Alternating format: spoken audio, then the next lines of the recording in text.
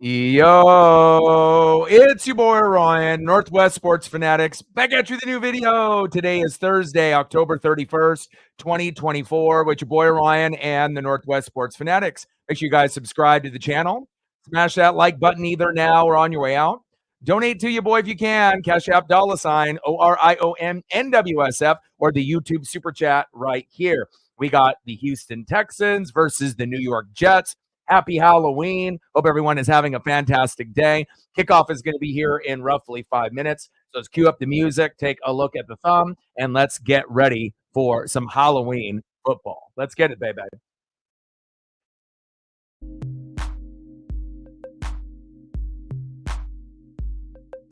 And on the thumb, on the left, it is the all-pro stud, C.J. Stroud. And on the right, you already know what it is. One of the best running backs in the game, Breece Hall. And I figured I'd incorporate a little Halloween theme, obviously, with the thumbnail. I think this one turned out pretty well. And we're probably going to flip back and forth through a couple backgrounds, obviously, here later tonight. We're going to start it off, obviously, with the studio background. And then we can always flip it at any given point if we want to go to the game. So, we'll kind of decide as we go where we want to go, if we want to be at the game or in the studio, but hopefully everyone is having a fantastic Halloween. I do have a mask here, but again, it's a little bit difficult to be able to watch the game, call the game with the mask, but we will be showing that at some point, obviously, here later tonight. All right, baby, let's go. I'm ready.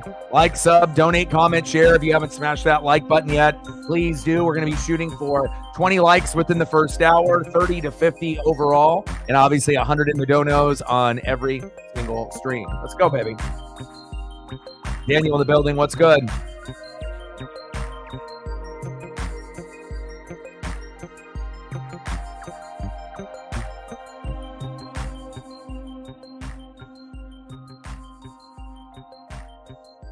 Get all settled in here with all the screens. Congratulations to the Los Angeles Dodgers for beating the Yankees yesterday, winning in 5. Shohei Ohtani, Teoscar Hernandez, Yoshinobu all getting a ring. Like seeing that. And hopefully we end up getting a decent game here tonight. Alan the Lizard Lazard, obviously out for the year. So Devontae Adams, value has definitely gone up. Garrett Wilson will be the 1. Devontae will be the 2. Lazard is on IR. So if I had to take a guess, I wouldn't be shocked if Devontae Adams ends up getting his first touchdown from Aaron in a Jet uniform tonight. And I wouldn't be shocked if Devontae Adams gets in the end zone twice tonight. So we'll have to wait and see. At least I'm hoping for that in fantasy. And we'll see what happens in this matchup between the Texans and the Jets. Let's get it, baby. And I got a nice little old school Bart Simpson mask back from when I was 7 that I ended up digging up. But again, it being yellow, and typically when you end up having yellow or green on the green screen, it gets a little bit distorted. And I don't mind wearing it a little bit and for the Halloween spirit. But as far as the microphones and me being able to drink and call the game, if it was one of those things that was just like my face was painted, then it would be completely different. But when you end up having a mask, it makes it definitely a little bit tougher. Happy Halloween for everybody in the room. Texans, Jets, here we go, baby.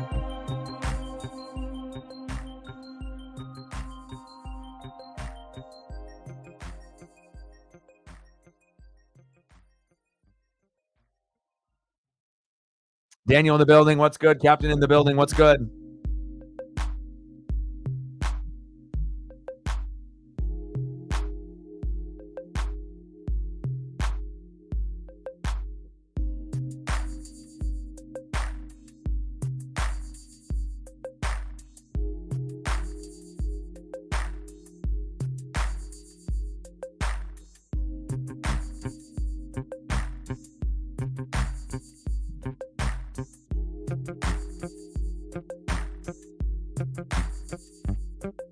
Dodgers return to Los Angeles in a New England Patriots plane.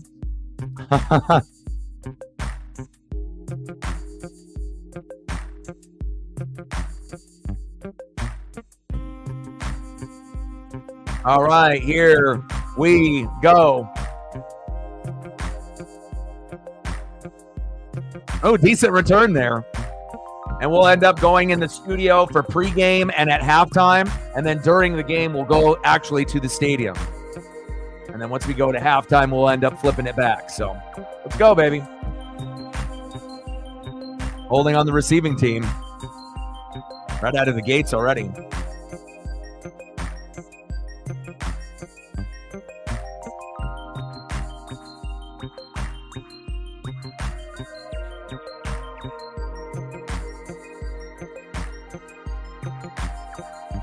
Get everything refreshed here. Thumbnail turned out pretty good. All right, baby, here we go.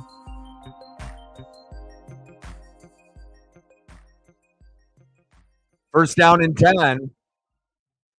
Shotgun set for Stroud. Pass incomplete. And you have to understand, with no Stephon Diggs, Nico Collins on IR, but he's going to be back pretty soon. You got Tank Dell, and obviously he was a little bit beat up earlier in the year as well. So it's definitely a different type of Houston Texans team. There's going to be a lot of Tank Dell, a lot of CJ Stroud, and a hell of a lot of Joe Mixon. Joe Mixon's value for Reflect is going to go through the roof now, since they don't really have the weapons to throw to. They still have Dalton Schultz, you still have Tank Dell, but normally you have 3 receivers to go to, and all of them are good. Now you're only stuck to 1. So I imagine this is going to be definitely a running type of game for the Texans, and I assume it'll be a little bit of an even Jets offense with, Breece Hall getting plenty of looks. But with Lazard being out, I assume it'll be a big Garrett Wilson, Devontae Adams kind of day. So hopefully Breece and Garrett Wilson get you some points, Captain, and hopefully Devontae Adams, who I just recently picked up, obviously will help me get some points this week. It was either running 3 wide receivers or 3 running backs. And, me running 3 running backs hasn't really, they've kind of done me dirty a little bit, where I can only get 2 out of the 3 running backs that are really hitting instead of all 3. So I'm going to go with 3 wide receivers, and hopefully it ends up working out. I like the 3 guys that I have, and we'll see what the injuries look like as we get closer to the weekend. But hopefully Cooper Kupp can ball out. Devontae can get in the end zone once or twice for me here today. And then also I got Josh Downs with Joe Flacco. There should be some good value there. Captain with a tenner to get us started. CJ, pass to the sideline, incomplete. Appreciate you. $10 holla. Stacks on stacks, racks on racks, little Cactus Jack, bang, bang.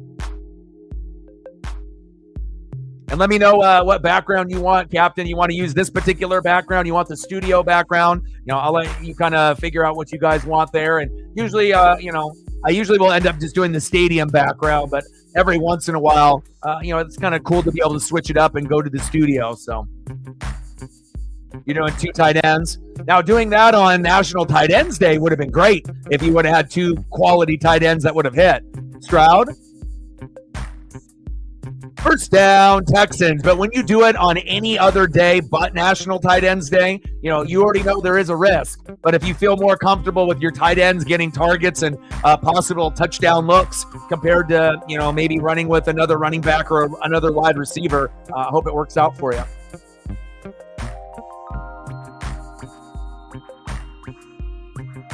Yeah, me too. That's why I figured we would do studio background in the pre-show. Then we can do this, during the game, and then at halftime go to the studio, and then obviously go back to the field at the end of the game. So, first down and 10 on the Houston 37. Shotgun set. Stroud. Looked like there was a hold on the offensive line of the Texans, but not called. Floater going deep. Got a man. Incomplete, and it was the ref.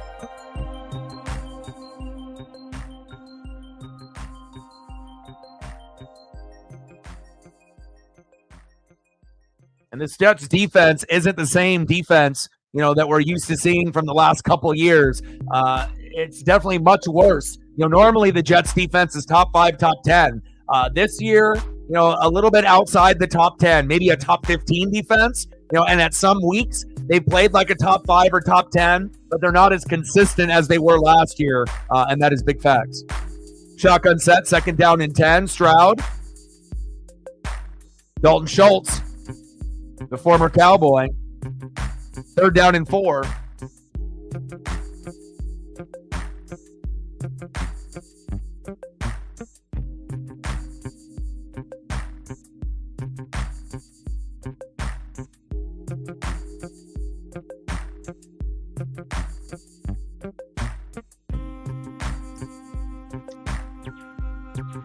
Appreciate you, Captain. Let me know what you want to do for photos once we get to like a commercial break, and I gotcha. And hopefully we'll get a few more people. I know some individuals have kids. People are trick-or-treating. They're at parties.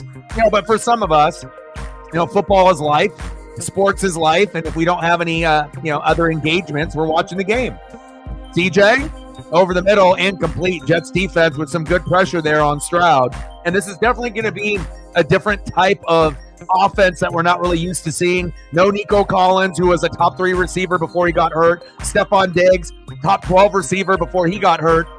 Now you have Tank Dell, but again, only having 1 receiver instead of 3 definitely is going to be a little bit tougher, for CJ Stroud. So they're going to have to find a way to get Joe Mixon the ball early and often if they want to have a chance in this game, even though we know the Texans have the better record, but I know the Jets were favored by a lot. And even though Lazard went down with the injury, the one person that it really benefits is Davante Adams, since he hasn't really been able to get into a rhythm this year, either with the Raiders. He had a couple of decent games in the first couple of weeks. Then he ended up getting hurt. But Aaron Rodgers, that's like his best friend, like one of his top dogs. So, with Aaron, he's going to make it a point to try to, he'll get the ball plenty to Garrett Wilson. That'll be the natural number 1. And Garrett's going to typically get 100 yards almost every game. He's going to score probably every other game. And if he doesn't score, he should still be able to get 10 to 18 points in fantasy pretty easily. But as far as Davante Adams now being the number 2, not having to deal with Lazard, now we do have Mike Williams that will still be looking, to take a few looks away, from both of those guys. But hopefully Davante can be a solid wide receiver too, kind of like a Chris Godwin, Mike Evans situation where, there's only one football, but there's enough points to go around where hopefully both guys can get like 15 each or more. That would be great. And I would love for Davante to get his first touchdown of the season with the Jets, or second. Obviously getting 2 would be great for me. If I can end up, getting like 20 points, out of Davante, that would be awesome. But on the low end, it'll probably be like 6 to 8 points. But hopefully that's not the case, considering I ended up benching a running back for you. Hopefully this will work out in our favor. Good choice. I had to put him on the thumb for you, my guy. I was going to put Aaron Rodgers, but I was like, I already did Aaron Rodgers the last time around, so I figured we need to alternate between Brees and Aaron, and I figured we'd go this route. Next time, it'll probably be like a Mixon and a Brees if I had more time, but I wanted to make the thumb look nice, so good choice with the Brees.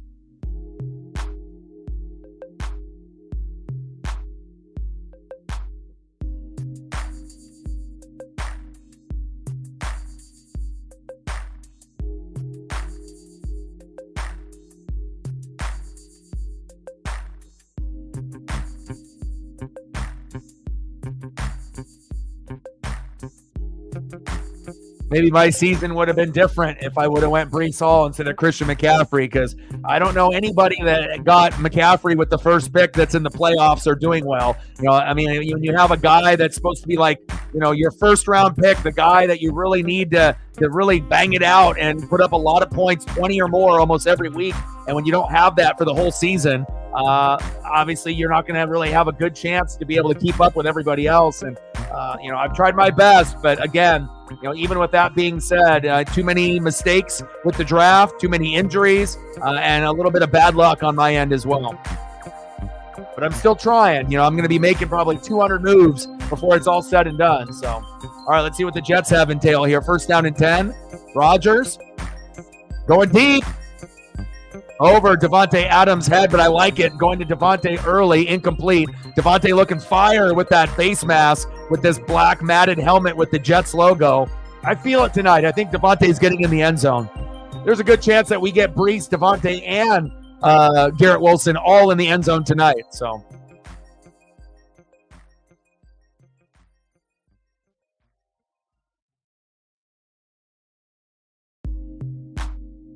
kind of feels like a Davante Adams touchdown kind of night. Second down and 10. Shotgun set. Rodgers. Little check down. Oh, incomplete. Breece Hall. Come on, Breece. Third down and 10.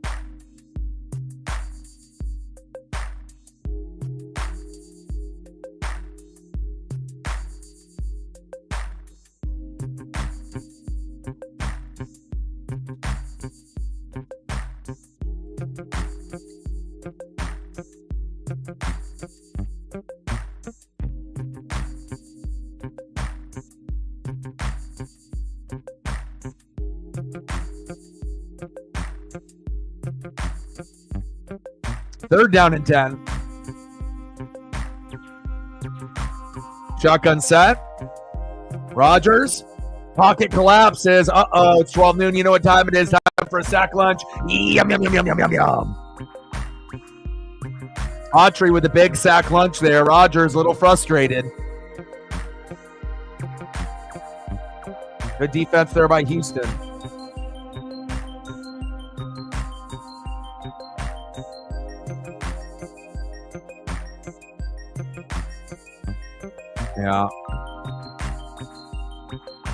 Yeah, Anderson and Daniel Hunter. I mean, they got plenty of guys that once one guy gets to the quarterback, you know, it's going to be a mosh pit, a dog pile.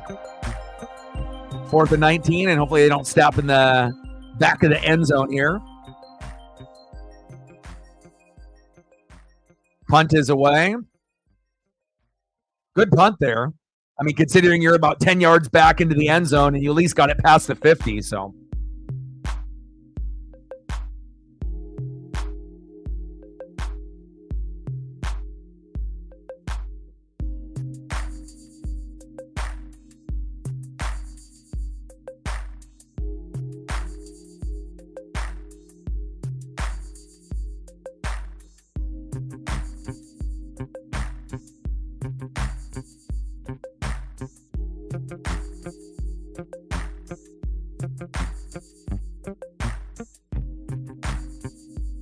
Yeah, they're going to have to run the ball. Stroud, that looked like false start.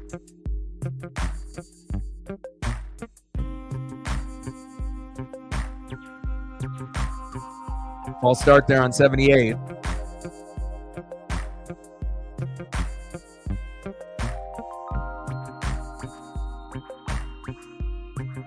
Yeah, we don't really know how this game is going to play out, though. You know, with Houston's defense, you know, at the end of the game, both teams could be well over 20 points. So I'm not really sure if this would have been a game that I would have played either defense, if we're being honest. But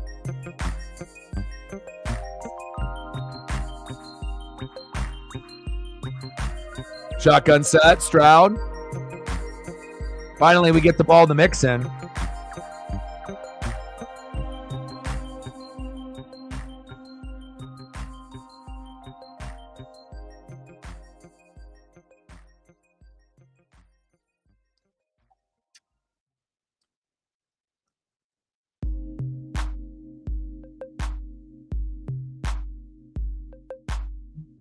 Yeah, Mixon's great.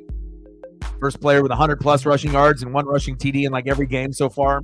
I mean, there's a reason why Reflect is getting as many points as he is, you know, getting these guys that are touchdown machines every week. Stroud, bootleg. Uh-oh, caught from behind. It's 12 noon. You know what time it is. Time for a sack lunch. Yum, yum, yum, yum, yum, yum. Jets and Texans defense playing much better than we normally have seen up to this point. A little shocking to see these sack lunches so early, but at least we got a little bit of defense out of Houston and New York. And you had a corner blitz right there, and CJ, nothing he could do.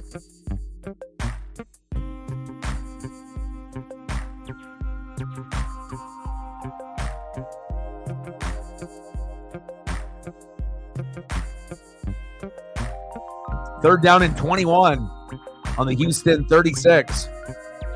Shotgun set, Stroud.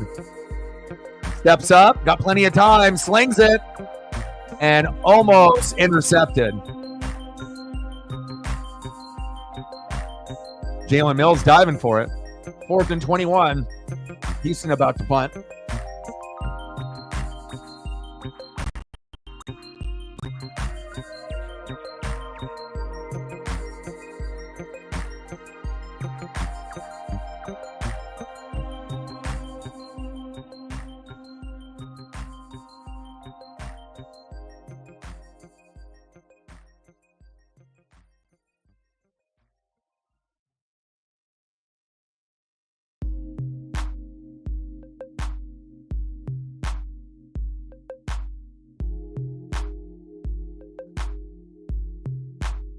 I appreciate all the support and everything that you have been able to do, with the channel. So, some of the mods, are going to, be here on a pretty regular basis. Others are going to kind of be hit or miss. But congratulations. You are a newly acquired mod, Captain Oreo. I got you. And it doesn't really mean you have to do anything above and beyond than what you're already doing. Just showing up, being positive, supporting, and I appreciate all the support that we can get from, the individuals. We have certain people that are here pretty often. And again, if you're going to be able to be here often, I'm going to reward those people with loyalty. And congratulations, man. Reflect in the building. What's good? We need some points for your Joe Mixon. We need Brees Hall and Garrett Wilson for captain. And I got Davante Adams, and I decided, hey, Alan the Lizard Lazard is on IR. This is the best opportunity for Davante Adams to get a touchdown. Aaron Rodgers is like his best friend. You got to think that this is the Davante Adams touchdown game. And maybe he even gets in the end zone more than once if I'm really lucky. So hopefully all of our guys can hit in this game. There's so much talent on the field. But so far, it's been a little bit of a defensive battle starting it off. So no problem, Captain. You've earned it.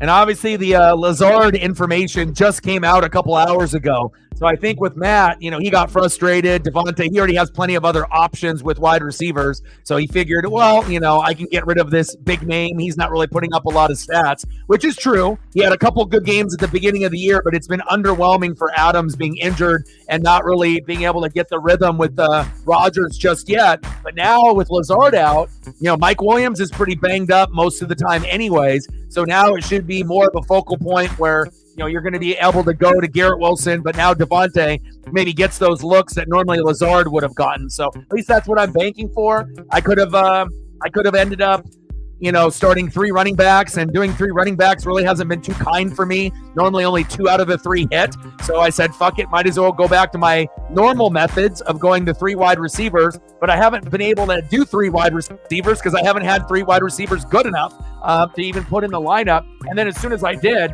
what happened? Mike Evans ended up getting hurt. So we'll see what happens here, but I like my chances, obviously with the Davante Adams, Cooper Kupp, Josh Downs with Joe Flacco, the value is there.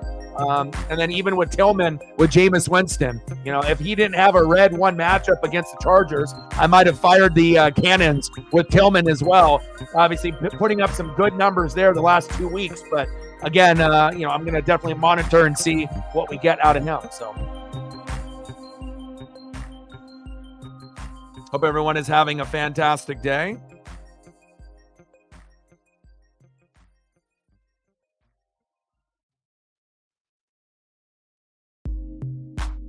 We got Texans, Jets. Let's see what else do we got going on here. We got Grizzlies and Bucks.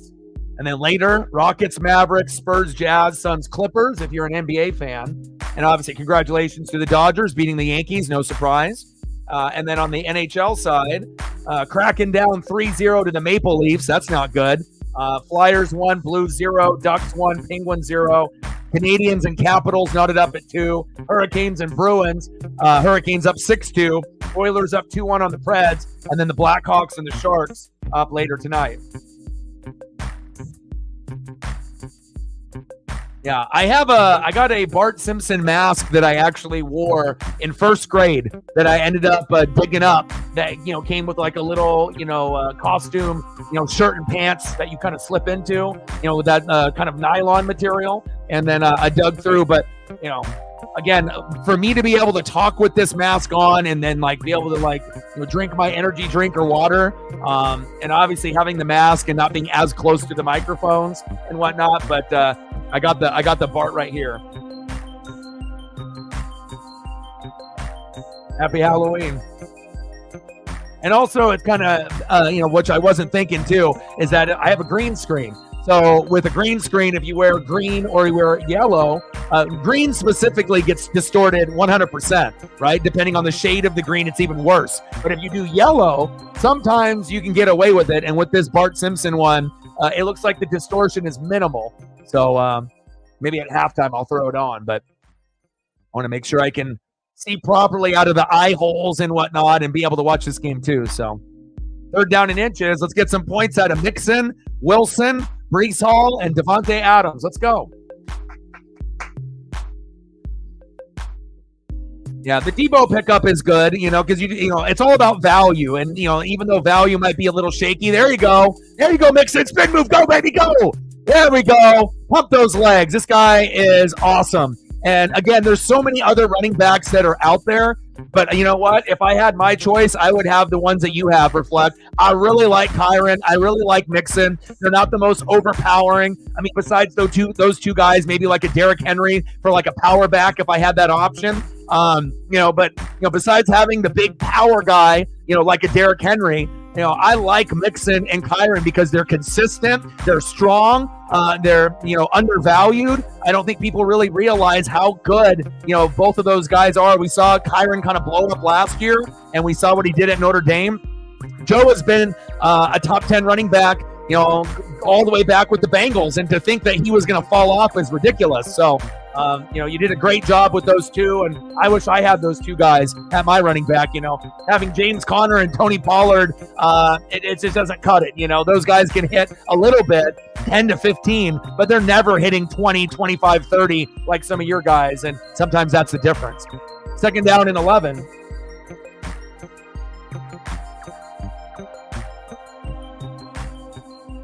Hybrid in the building. What's good? Yeah, and it's all about trying to find guys that score touchdowns every week. And if it's not every week, they give you enough points where it looked like they scored every week. CJ avoids a sack lunch fumble, and he loses the football. Why are you not handing the ball off to Mixon? Unbelievable.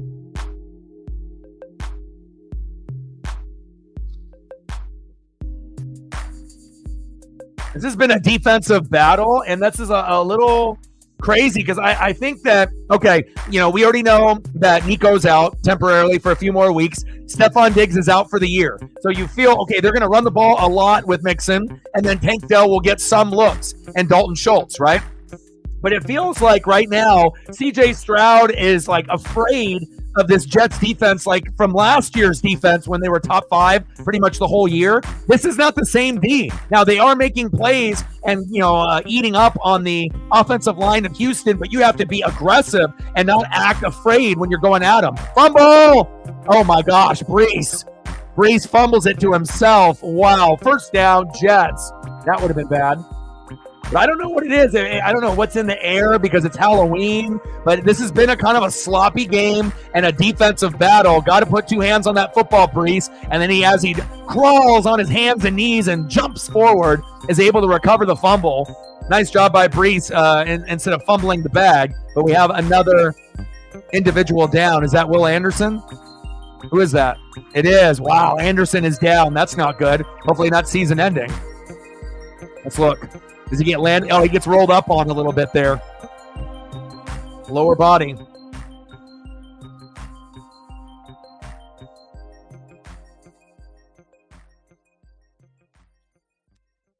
Holy hell. Hopefully Will's okay.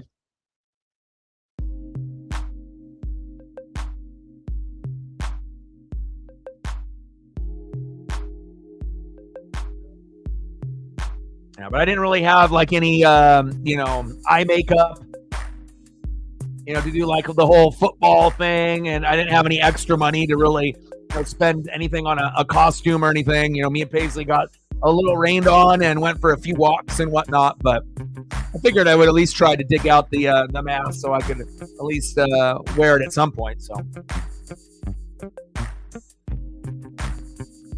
yeah. But the Jets defense isn't as good as it was the last 2 years. In the last 2 years, it was like definitely top 5, and then maybe they would go down, to maybe 8, 9, or 10. But this year, they've been a little hit or miss with the defense. I would know because I've rostered them at a few points throughout the year, and some weeks they've been pretty good, but other weeks they haven't. And right now, they're ranked 14th. So they're kind of in the middle of the pack, but they've gotten -1, 11, 16, 8, 11, and they've been on a skid. 1, -5, 4, and they have 14 now. But last year, they were good for almost 10 every week or more. And that was really the difference, between being top 5 or being top 15. So you're still getting those big games, out of the Jets. But again, they have been beat up a little bit, depending on the matchup, a little bit more than normal. Because normally that's the strongest part of the Jets is the defense, and they definitely have taken a step back this year for whatever reason. Injuries, other players not being on the roster this year. But today, taking advantage of that Houston Texans offensive line that doesn't look very good. But hopefully they'll be good enough, to get Mixon in the end zone. So.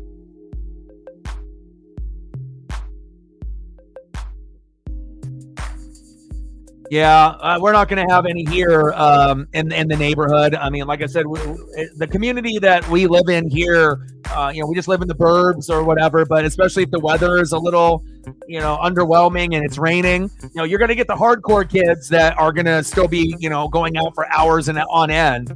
Anderson with a big fucking limp. That's not good for Houston. Their best player on D hobbling out, getting rolled up on here. But yeah, I mean, again, I guess it just depends if you love candy or not. I guess if you didn't buy any candy, then you can eat it yourself. Brees Hall with the short game.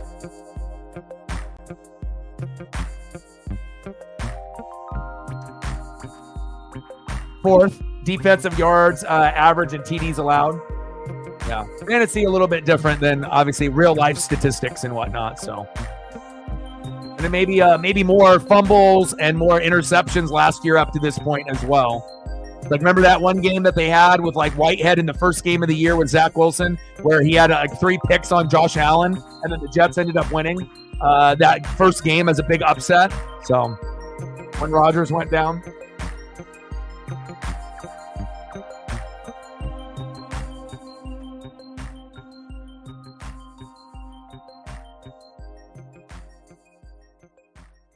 Come on, Devontae. You got to get me at least to 10 points to make it worthwhile. Come on, Adams. Get on the same page with Rodgers. I could have ended up having 3 running backs. Don't make me regret it. I always like to experiment with new lineups and new players as well anyways. Rodgers, just out of reach, incomplete. Not the best start for either one of these teams on offense. Bluebirds are coming out.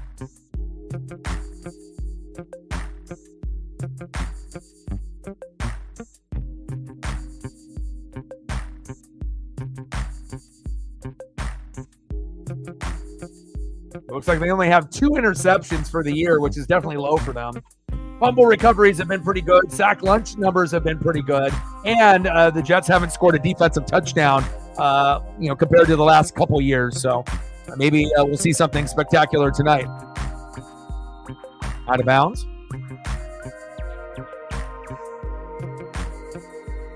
Yeah, he definitely looks too old. I would agree with that. What Aaron Rodgers looks like now is what they thought Tom Brady was going to look like with the Buccaneers, but not the same type of person, not the same type of athlete. Not every individual that turns 38, 39, 40 is just going to be, old and can't do it anymore,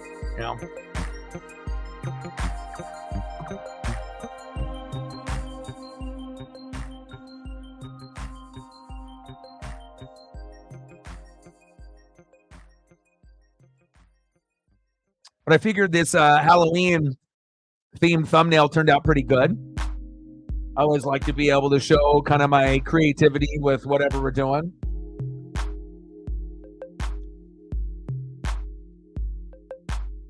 Yeah, you would think the Dodgers would have their own plane.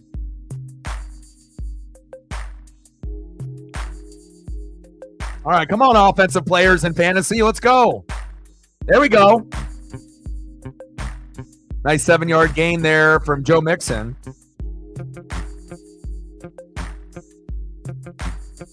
It's always nice when you can kind of incorporate a theme of somewhat. I usually do that for Christmas games and for Thanksgiving, just, Easter or whatever. We try to make sure we, add on a little bit, above and beyond a little with that creativity and whatnot.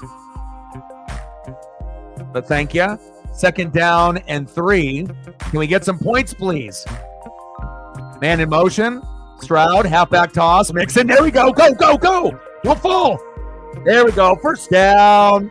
Texans. And at some point, they're not going to have. Oh, that might come back with a hold. Damn it. That might be a hold on the offensive line. Come on, Texans. I mean, you got Nico gone. You got no, Stephon Diggs right now. It's like Tank Dell is your best option with Dalton Schultz in the air, but it's definitely Mixon is the best option on offense. What is Stover doing right here? Let me see.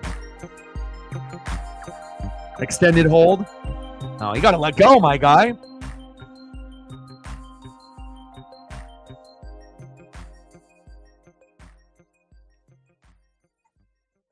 Yeah, a little flop there.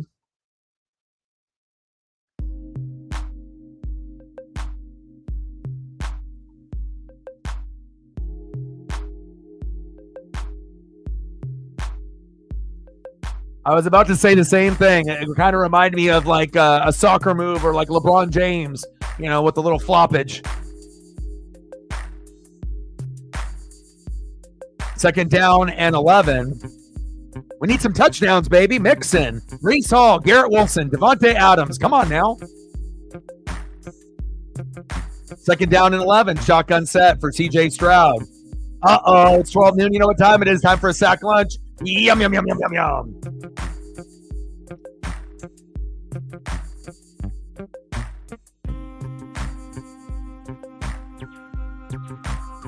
Yeah, Quinnen is still a beast. Still one of the better defensive linemen in the NFL.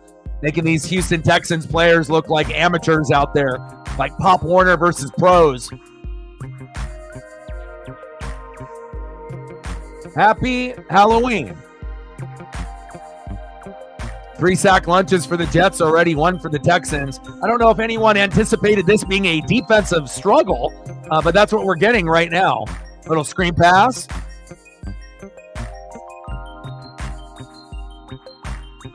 Tank Dell with the short game, but not enough for the 1st down.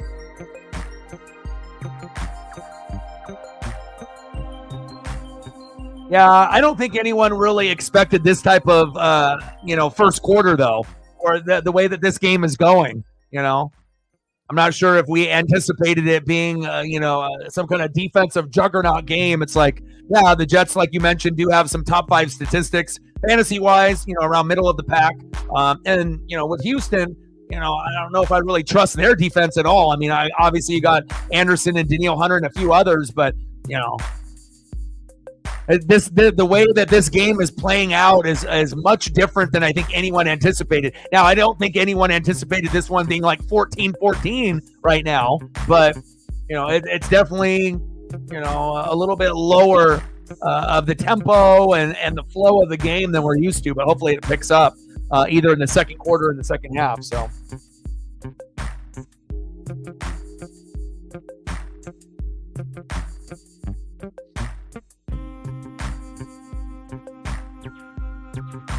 Yeah, and also we probably didn't anticipate the offensive line shitting the bed as much as they are today either.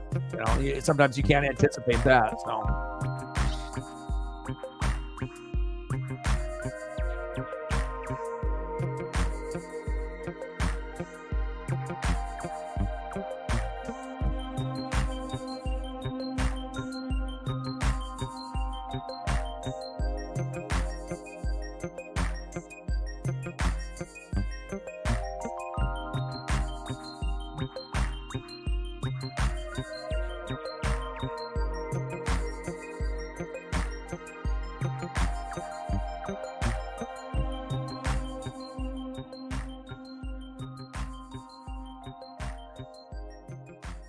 Yeah, 3 games in 10 days. Agreed. Yep.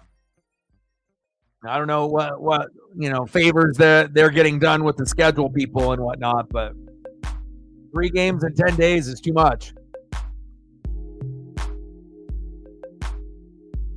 And hopefully Will Anderson isn't out for the year. I mean, the Texans have a good record right now, and once they get Nico back, they'll be much better. But it doesn't feel like the Texans are going to make it to like the AFC Championship game. Like that was kind of like the feeling that they might be able to take the next step and maybe win the division, win the AFC South, and possibly overachieve and make the AFC Championship game. But I don't know if they're going to be able to do it this year. They're too injured. They don't look like the team that is poised to get there. But maybe things can change when Nico comes back to give them a little lift on offense. But I'm not really worried about the offense. It's the Texan defense and that O-line that worries me.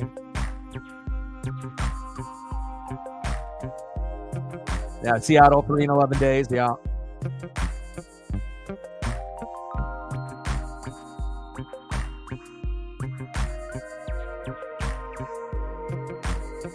Kirk, Chase, and Ben. Good old Ben Herbstreit. Now I got Will Anderson kind of jogging on the sideline. I mean, it didn't look like season ending, it looked like he just kind of got rolled up on a little, but not too bad. Brees Hall. 8-yard gain.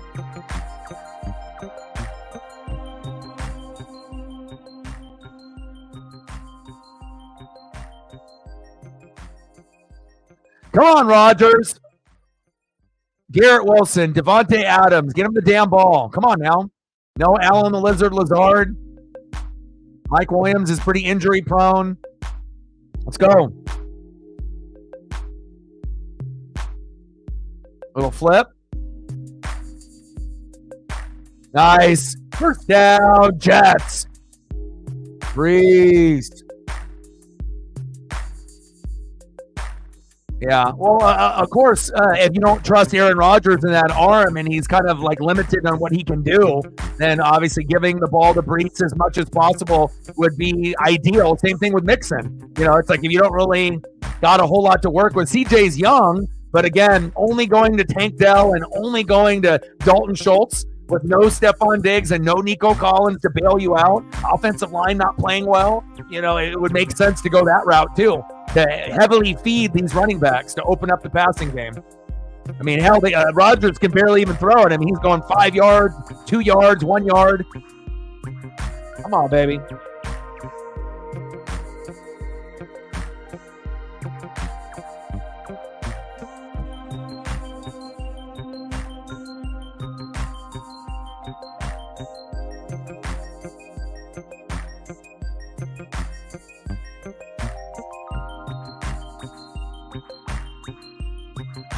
Second down and 12 on the Houston 47. Can we get some points, please, on this holiday? Happy Halloween 2024.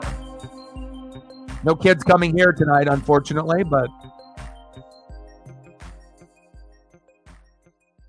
there's Devontae Adams. Not really exactly what I wanted, but every catch is going to be better than not having any. So, short game.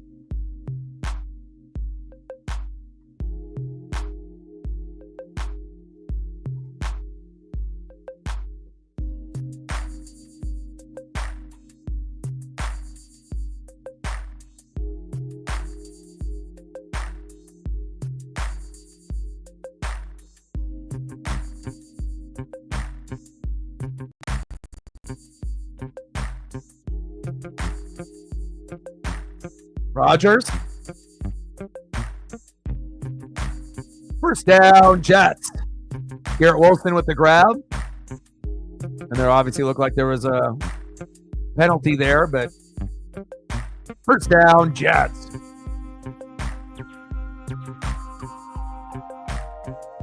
Yeah, this morning it was Solaire to the Angels, unless the Angels shipped him off to the Mariners after that.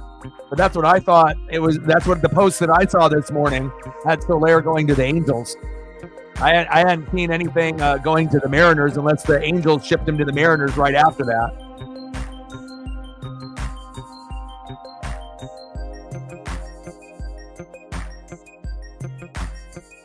So Solaire is on the Mariners or on the Angels?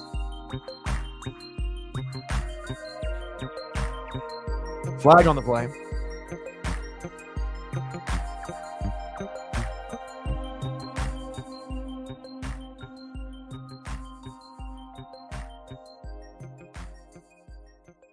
Oh, they can call a face mask here, but they can't do it with Bucky Irving or Sam Darnold.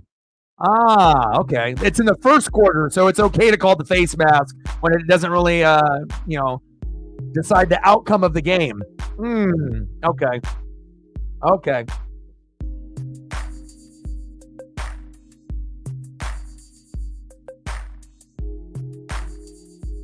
Yeah, I mean, unless the Mariners made a move with the Angels in the afternoon, I'm pretty sure, unless I'm crazy like Sarah, like the Post said, Braves to the Angels.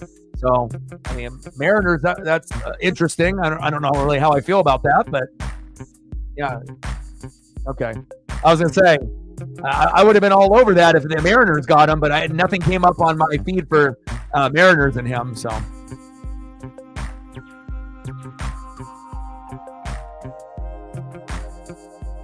Oh, Seattle Mariners rivals. Okay.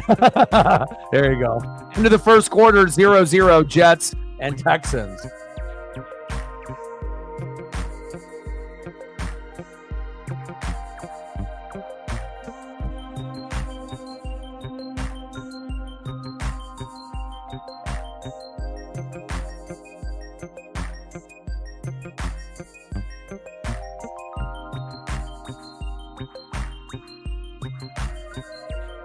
Yeah, the damn clickbait.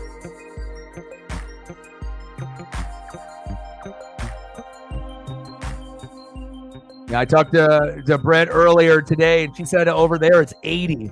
Like, how is it 80 degrees on Halloween? That's wild.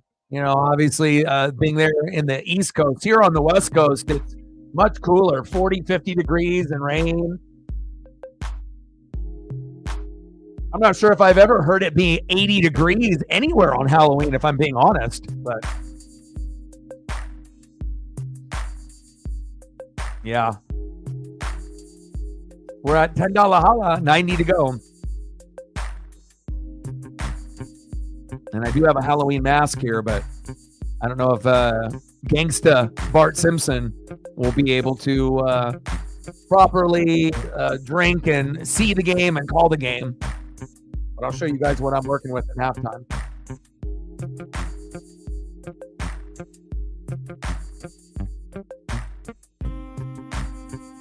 What kind of temperatures are we in Spain right now? Like, is it like 110 in Spain right now or something wild?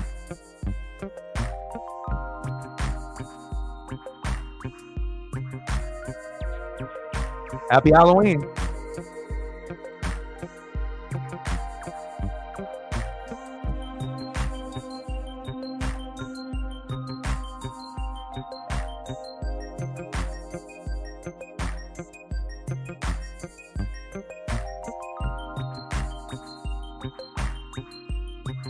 Oh, the flooding. Oh, I haven't. Was it from this morning? I haven't looked at any of like the global news. Usually the fam and people are always, watching global news. Like I got family that's going to be watching like Japan news and European news, and they're always going to be, and probably they're seeing it right now. But obviously, I'm doing this particular Thursday night football, so I'll probably hear about it later tonight. So.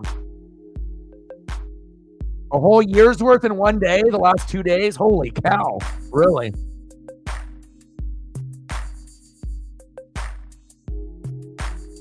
First down and 10 on the Houston 19. Can we get some fantasy points, please?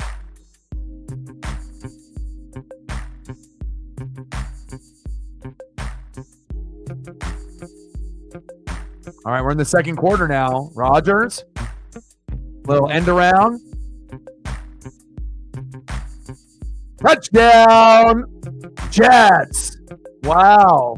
That was a perfect time to end up doing a trick play, but unfortunately, Breece Hall, Garrett Wilson, Devontae Adams did not touch the football there, and no fantasy points for any of us. But that was a great play call if you're a Jet fan.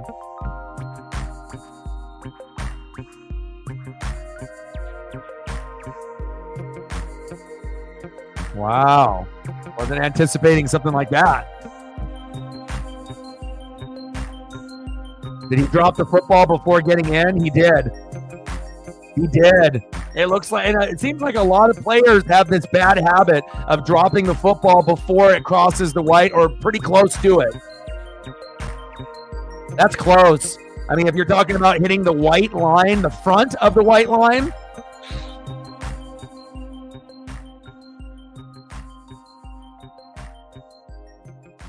it's like, just get in the end zone before dropping it. But, high school players do it. College players do it, like Deshaun Jackson. He did it at Cal, and he did it on the Eagles. We've had a lot of guys that are like habitual, perpetrators of this thing. It's like you just got to go a couple more steps, then drop it. You almost got 10, 15 yards of end zone. You got plenty of time. You don't need to drop it as soon as you get right there. I mean, imagine thinking that you have a touchdown and then it gets called a touchback and it goes to the other team. Unbelievable.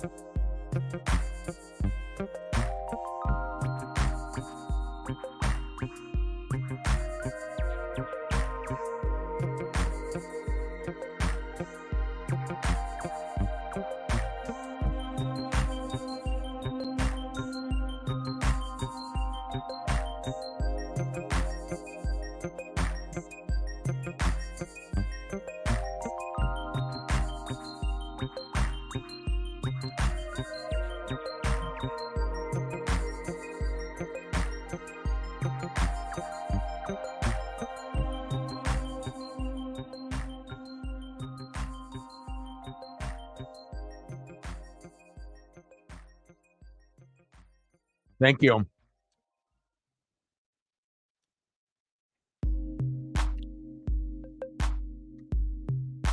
I even tried, doing it with the live play-by-play and reactions in kind of orange and having it, be bright like this. But I think it just looked a little bit more cleaner, with the traditional way, and then just having the Happy Halloween graphic with the background. So, but I did some experimenting.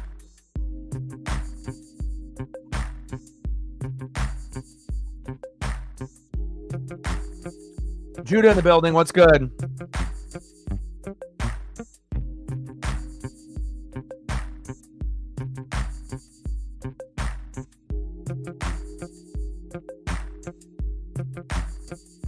Wow, touchback. What an idiot. That's why they should have given the ball to Breece Hall or Garrett Wilson or Devontae Adams, because they wouldn't have done that dumb shit. Reflect with a tenner. Thank you so much. Stacks on stacks, racks on racks, little cactus jack, bang, bang. Nice emoji. $10 holla, we're at 20. We need to go. And I do have my little my Bart Simpson mask here, but I think it's going to be a little too difficult to call the game with it on. Mixon, break that tackle, help him out. Man, offensive lines have just been piss poor today.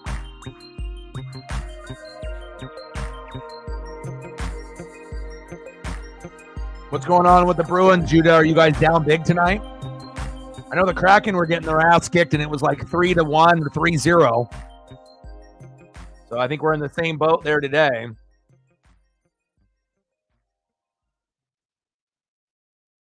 Kraken down 3-0 to the Maple Leafs.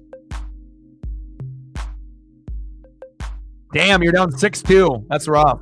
Play action fake. Stroud.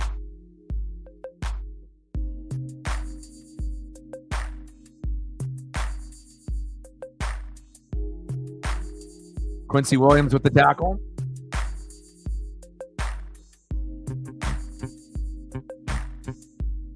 They hired a bad coach and way overpaid for a good but not great goalie. Wow. Well, yeah, and like we were talking about last year, I wasn't really fully convinced that Grubauer and DeCord were good enough, to be on this team years down the road. I mean, if we want to be able to make the playoffs and be consistent, it's like, I like those two guys, but at the end of the day, you're going to hopefully, get a top 5 goalie and a top 5 player overall, center forward or defenseman, and that way we can get better. Pass overthrown, incomplete. And I like DeCord more than Gru, but hopefully we can get a little bit more consistency. We've had some issues in net and obviously scoring, but some of the games the Kraken have looked really fucking good.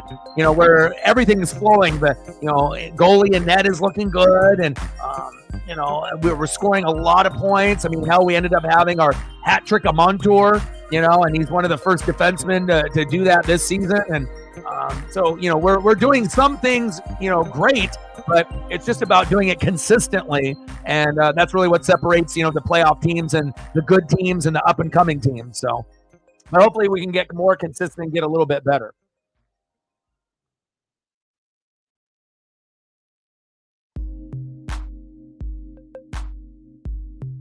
Well, they're not, I mean, there's nobody that we can grab right now, but I'm just saying down the road, we're going to have to find someone else or someone to add to what we have. They're just not good enough.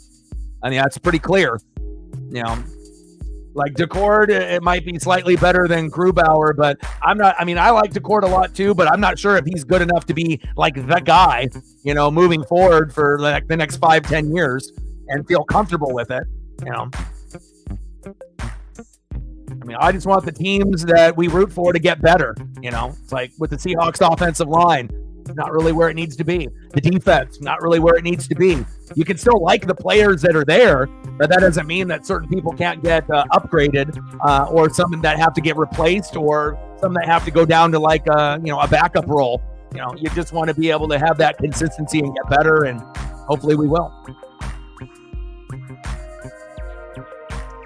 Because there's no name to give right now.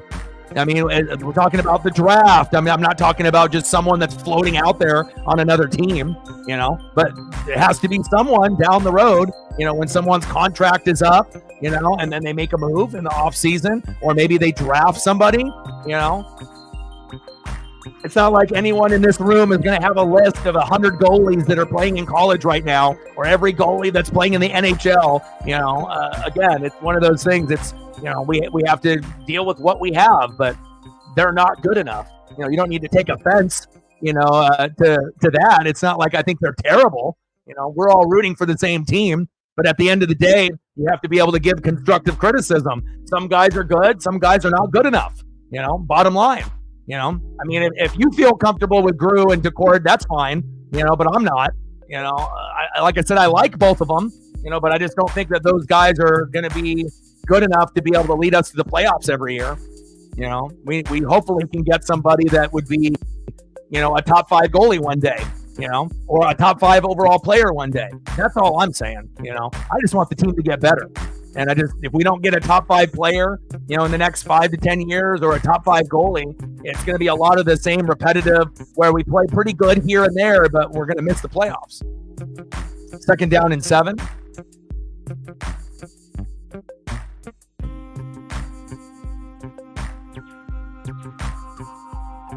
Rogers. Hands off to Breece Hall. Short game.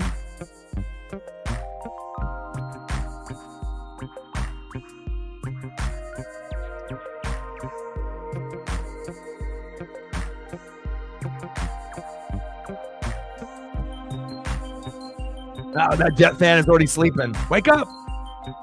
Man, he's sleeping already. 0-0. You paid all that money for a seat and you're sleeping? My goodness. 3rd down and 6. Uh-oh. Avoids the sack lunch. Get rid of it, Rogers. Oh, is that a fumble? My God. This is a sloppy game. Did he have control? Touchdown. Texans, but I don't know if that's legit. They're going to have to review that.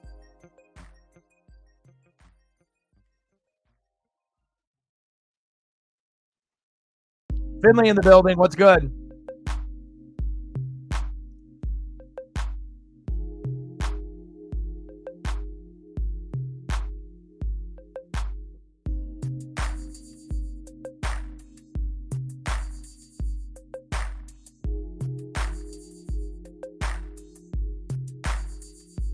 I don't know if that was a touchdown. Poor effort on the tackling there on the return. Yeah, I think that might have been more of an incomplete pass. I mean, he didn't really even have it. Kind of just went through his fingers and then dropped it. So I don't think there's any way on planet Earth that you can call that a touchdown.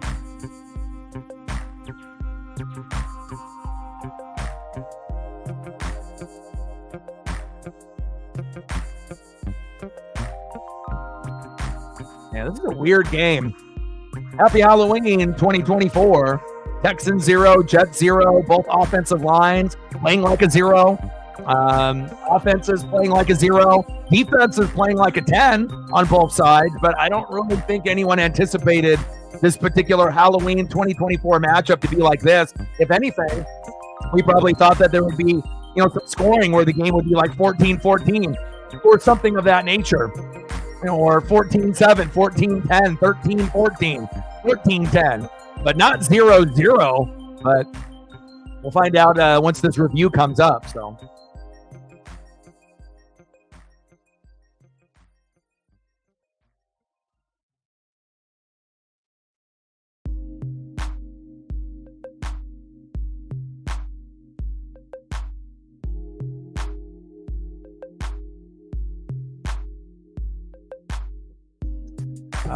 Come on, Joey DeCord.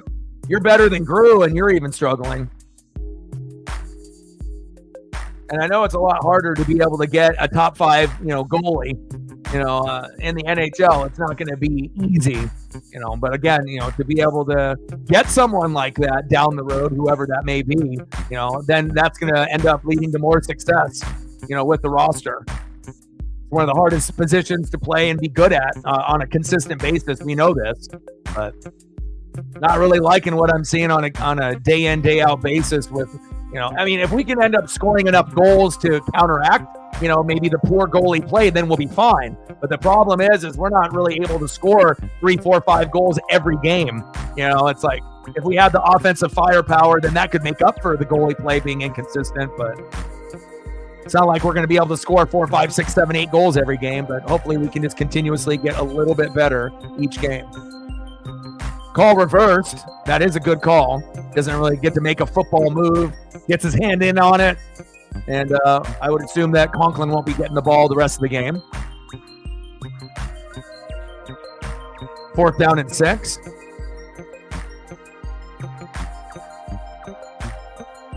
I imagine the, Thanksgiving games and Christmas games are going to be better than this. My God.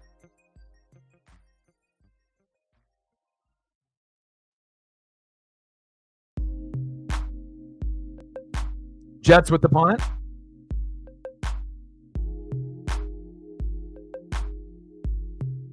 Wow. What a special teams play there by Morstead. He's excited.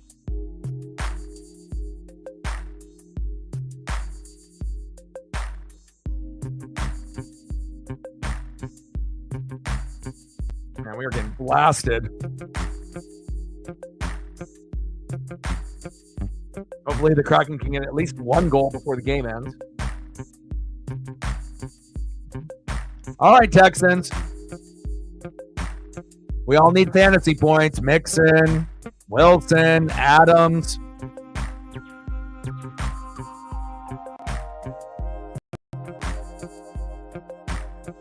Stroud. Handoff.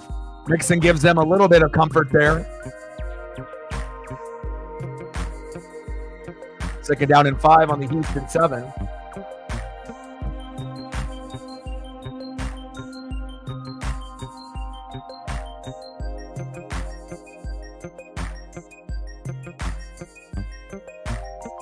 That's why football, is so unpredictable. The parity in football, and college football, and the NFL. I mean, you really don't know what's going to happen game in and game out. You have kind of an idea of what you think could happen, but then the complete opposite could. Stroud. There we go. Mixon. 1st down, Texans. I mean, it's looking like Mixon and Breece Hall will be able to get some decent fantasy numbers, somewhere between 10 and 20. I'm not really sure about the Devontae and Garrett Wilson and Tank Dell, though. It's not looking too good so far. I mean, the Texans got a good record, but I mean, with all these injuries, I mean, I just don't think that this is the year where they're going to be able to get to like the AFC Championship game. They look like they can, maybe make the playoffs, but maybe lose in that first round, especially if they ended up playing a team that was maybe hotter than them at the moment, like the Bills or something like that. I could see the Bills and the Texans kind of matching up in the playoffs and the Bills winning, but not saying that the Bills' offensive line and defense is that much better, here and there. I mean, obviously, we know they kind of play in spurts, but it's still, we're about halfway through the season, so a lot of things can change between now and then. And he's still got Will Anderson there trying to beg his coaches and, trying to get the right, rhythm, here doing these drills on the sideline to get back in. Got to have your best defensive player. But right now, with the best defensive player out, Will Anderson, therefore the Texans roll tide. They are still putting up a 0. 2nd down and 7.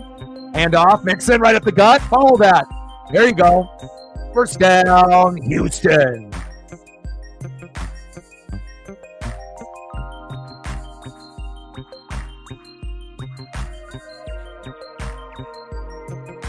Yeah, Netflix is going to, all the streaming apps are going to continue to have a little bit more and more product, as the, years go on. Hulu exclusive, Netflix exclusive. Hell, they're even doing a Disney Plus one where they have Homer and Bart going to be, kind of doing the thing that they did with like SpongeBob, where they're going to have it where it's either going to be really awesome or it's going to be really terrible. I don't really know what to expect with Bart and Homer in that particular situation on how they end up doing it. Now, will I be having it on a split screen and watching? Probably, but we'll see on how it all turns out when they do those crossover events with like cartoon characters and whatnot. But it's really going to be really, really good or really, really bad. I don't know what to think what's going to come of it, but we'll find out. Chief in the building, what's good? Yeah, like I said, I kept telling Cole and a bunch of other Bengal fans thinking that, this team was still going to be the same, and no Tyler Boyd, no Joe Mixon, no Jesse Bates III. The Bengals are nowhere near, being what they were when they went to the Super Bowl. Some guys are irreplaceable, and you just can't get a top 5, top 10 running back in Mixon and act like you can have 2 or 3 guys, regardless on, who they are, that they're going to match the production of Mixon. It's just silly. Flag on the play. Yeah, that's why streaming apps are getting so much usage by the regular person and even like rich people. It's just, if you're gonna have to be able to, purchase this and purchase that. I mean, hell, they even did a game like what was it, the Cardinals and the Chargers or whatever it was on Monday Night Football, where they had it like on ESPN Plus. Who the hell is gonna order ESPN Plus for just that game? Nobody. And again, they were wondering why it was like the lowest viewed game. It was because it was on ESPN Plus, you dummies. You don't put a game on ESPN Plus and have people pay to watch it, and it's a shitty matchup on top of that. Stroud going deep. Did he catch it? Yes, he did. Robert Woods, he's been injured pretty much throughout the whole year. 1st down, Texans.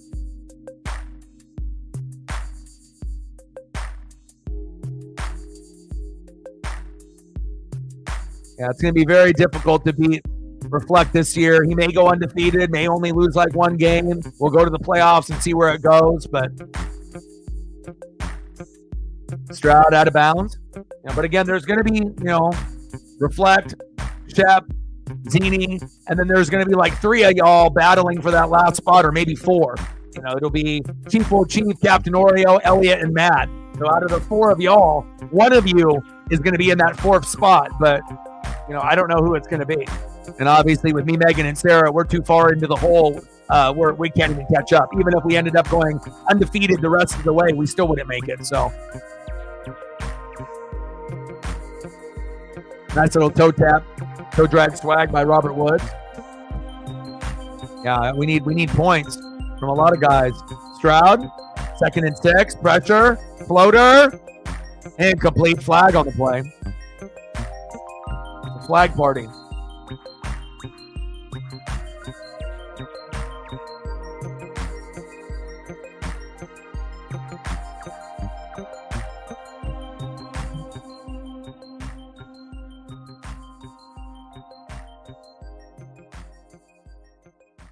We're at 20:80 to go.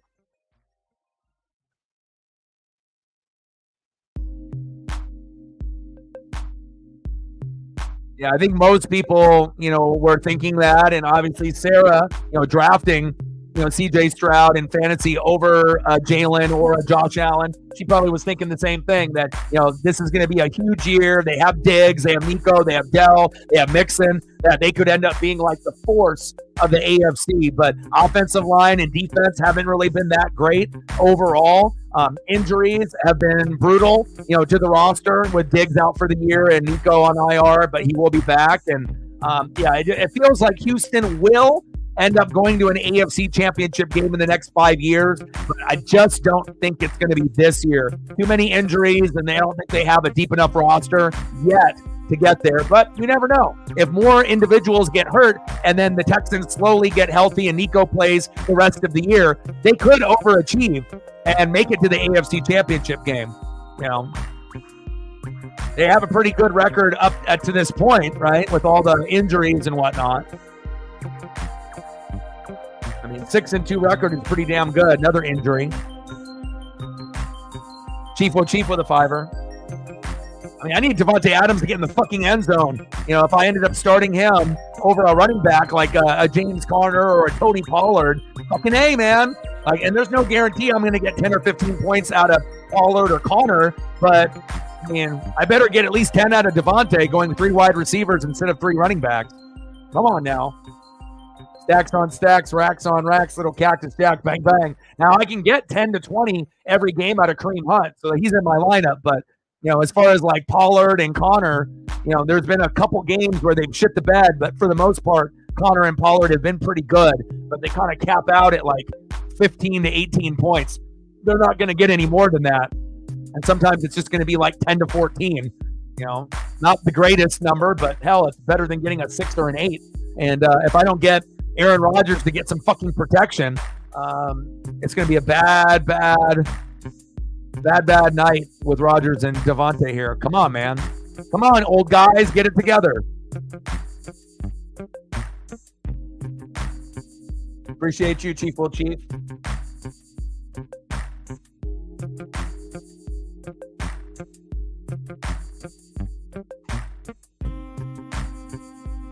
That would be a good question to look up to see how many teams have to play 3 games. I would assume there's probably at least 5 or 6 throughout the season that will have, that go against them.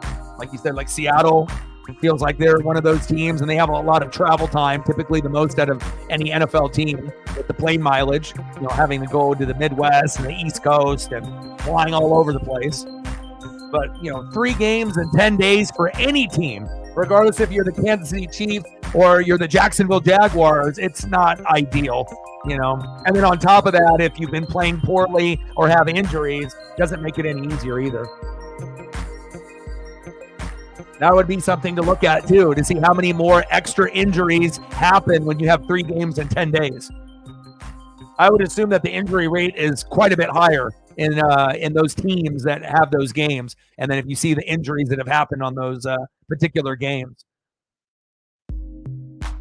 Rushing yards, he's already got 86. Well, at least Reflect is getting points with his star players. As far as everyone else, it's not looking too good, unless, I guess, Brees Hall.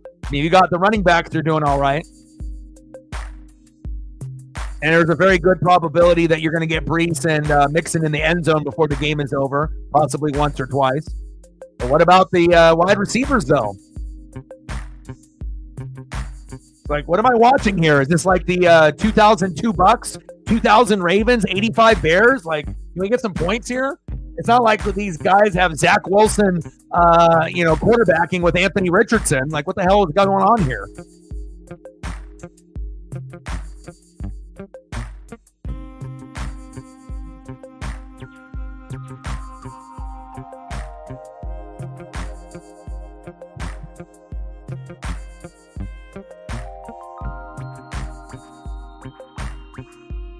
shotgun set. Stroud. Got all day and all night. Good block up front. Pancake that guy. CJ down the sideline. Cut in. Nice maneuver. First down, Texans. Move the chains. Judah says, I took the under.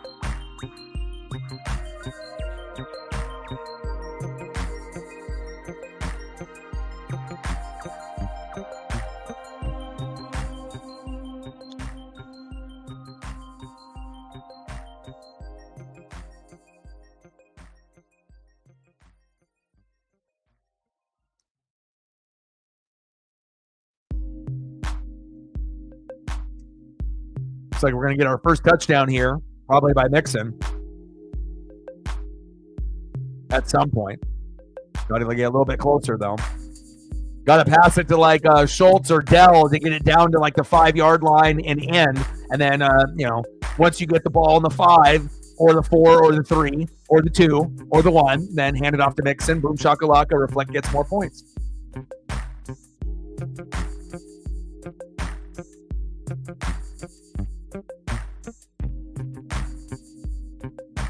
Yeah, I say for all the owners that have Garrett Wilson, Devontae Adams, or Tank Dell, it's very, at least in this matchup, it's not looking too hot right now, but things could change in the second half. But 0-0 is not helping anyone. Stroud doesn't have any time back there to go through his progressions, like 0. Like this Jets defense tonight is looking like the top 5 D from last year. 3rd down and 12.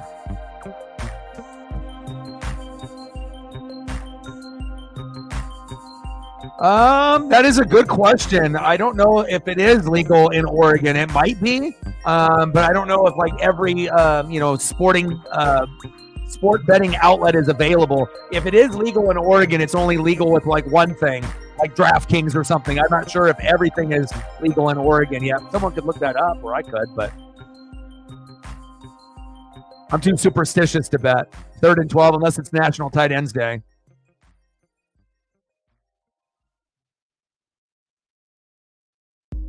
First down, Tank Dell, and this gives perfect opportunity. Just like I said, you go to Dell or Schultz, you get it down within the 5, you hand it off to Mixon, boom shakalaka, there's your points, or Reflect. I mean, when you watch a team as often as this, you already know what's going to happen. At some point, CJ is going to find somebody, even in double coverage there, and it's always just a couple yards short, not in the end zone. So if you got the wide receiver, you're like, shit, and they're not going to go back to him more than likely. And then if you got a star running back like a Mixon, you're definitely going to him, and that's exactly what they did. Touchdown, Joe Mixon. Give me a contract, coach. Put me in, coach. ESP, coach. Really smart, coach. Touchdown, Joe Mixon. I mean, you're making it too easy for me here.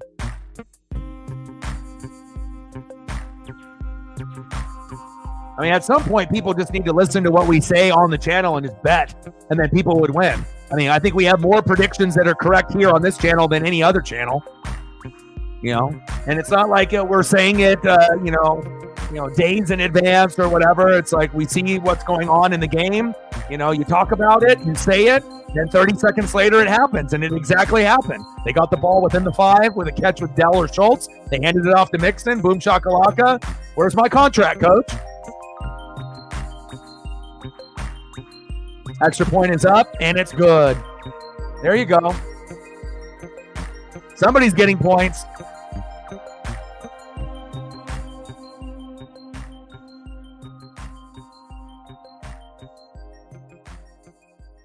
Wow, that's a lot, bro. Stroud at a 3.26. I got Devontae 2.8. That ain't going to cut it. Schultz for Chief with a 3.3. Brees Hall and Garrett Wilson with a 4.6 and a 1.8. And for our number 1 ranked fantasy player, the champ from last year, he doesn't have any bad players. 14.5 and a tutty. And that's what you want. You want those dominant players that score almost every week, if not every week. And when they don't score, they get you enough points where it looked like they did. Nice job. Joe Mixon with 14.5 and definitely will be over 20 before this game ends. Could end up getting to 25 if he ends up getting another touchdown in the second half off a screen pass or, off like a counter or a dive. So.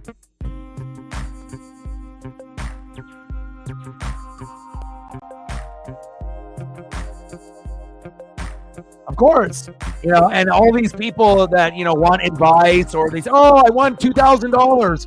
Sure you did. People that always love to brag, and then for whatever reason, if someone actually was being honest and they actually won like $500, they don't tell you about the 4,000 that they've lost within the last 2 months.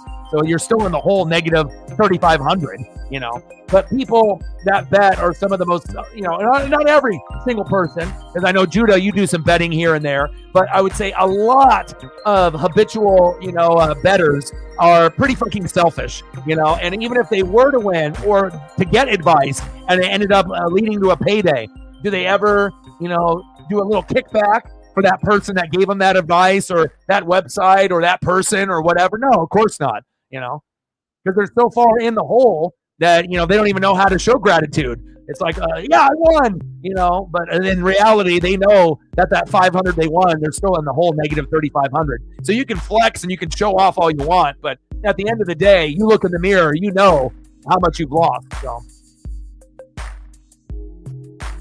yeah, but people always coming in here with that information and and I can give, advice and, for, parlays and point spreads, overs and unders, fantasy starts, unless I ended up, starting something down the road where, you had to subscribe, $5 a month, for unlimited information, throughout the streams throughout the month to help you win money, something like that. Well, maybe we can figure something like that out. But I feel our track record here overall is pretty damn good. And not just me, but with some of y'all in the room too. We're not fair weather fans here. We're not average here, right? We're fanatics here. And then obviously when you go fanatic level, some of us go even deeper, like me and Reflect, looking at every single stat and analytical category to get the advantage. First down and 10. Can I get a touchdown with Devontae Adams, please? First touchdown between him and Aaron Rodgers in a Jet uniform, please.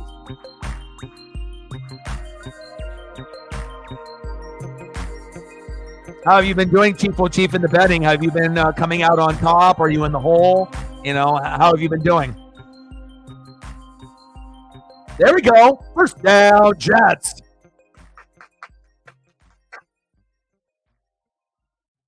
Yeah, you always put them on the spot, and then they always disappear or never, show love, And I have actually had people win money based on what I've told them, like for a fact, whether I've seen them later that day or the next day, But again, most of those people are incredibly selfish, so I'm not going to go out of my way, especially if they're not going to do anything in return for me, but I am willing to give information if I am streaming. I'm not going to just, blackball someone and just all of a sudden become a cricket like them once they win. I will give my personal opinion on what I think, and I'm not going to be right all the time. No one is, but I feel like our percentage here is much higher than, most YouTube channels, TV, and podcasts.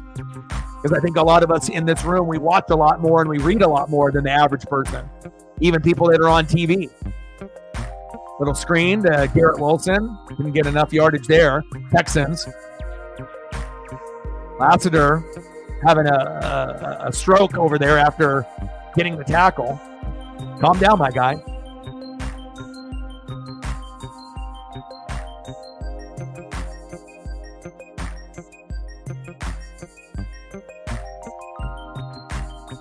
$500 to $750. Oh, that's very good. That's very good. But again, you're not really doing a lot of big bets of $100 bets. If you're up that money, that sounds like you're doing like $5 to $50 bets. Something like that. $5, $10. Maybe a $20 or $50 occasionally, but normally like a lower amount. So, getting a job, mowing lawns, walking dogs. Yeah. That's probably before I knew you, though.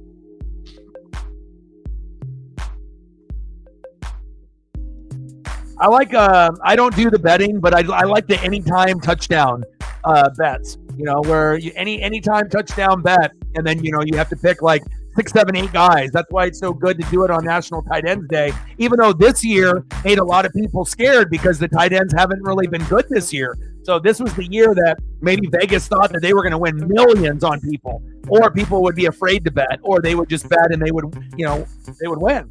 And the house always wins, right? But again, it's like there's going to be about 5 or 6 that are going to score on National Tight End Day. Some are going to score twice, right? Like Kate Otten did. But again, there's always going to be like those last 1 or 2 or 3 to get your 8. Like the first 5 are easy. Anybody can do it. Oh, George Kittle, Sam Laporta, Kate Otten, Cole Kmet, easy, right? But what about those last couple where it could be like 50-50? The quarterback is going to be looking to make it a touchdown because it's National Tight Ends Day. But sometimes get everyone right except for that last one, and then the last one ends up screwing you. I did see one amazing bet where the person picked 8 tight ends, and he was bold enough to do a $10 bet, picked 8 tight ends, and he was a crazy son of a bitch. He even did 2 touchdowns for 2 of them, with Kate Otten and Kyle Pitts, and he got it right. I don't know what fucking planet, I don't know what Back to the Future almanac that guy had, but he ended up winning, like over $100,000. And even just getting, 8 tight ends, would still win you good money. But for that son of a bitch to do 2 touchdowns by Pitts, 2 by Otten because of Mike Evans and Godwin being out and just taking the chance and rolling the dice, that made that money in that parlay even go higher, because what's the probability of someone getting 2 touchdowns as a tight end, and let alone you pick 2 of them out of your 8 total, and he hit on everything. And he ended up winning like $100,000 to $200,000 off like a $10 bet. Those are the things that I want to be able to do one day. That would be how I get rich. Is just betting on National Tight Ends Day and doing that. 12 noon. You know what time it is? Time for a sack lunch. Yum yum yum yum yum yum yum yum yum.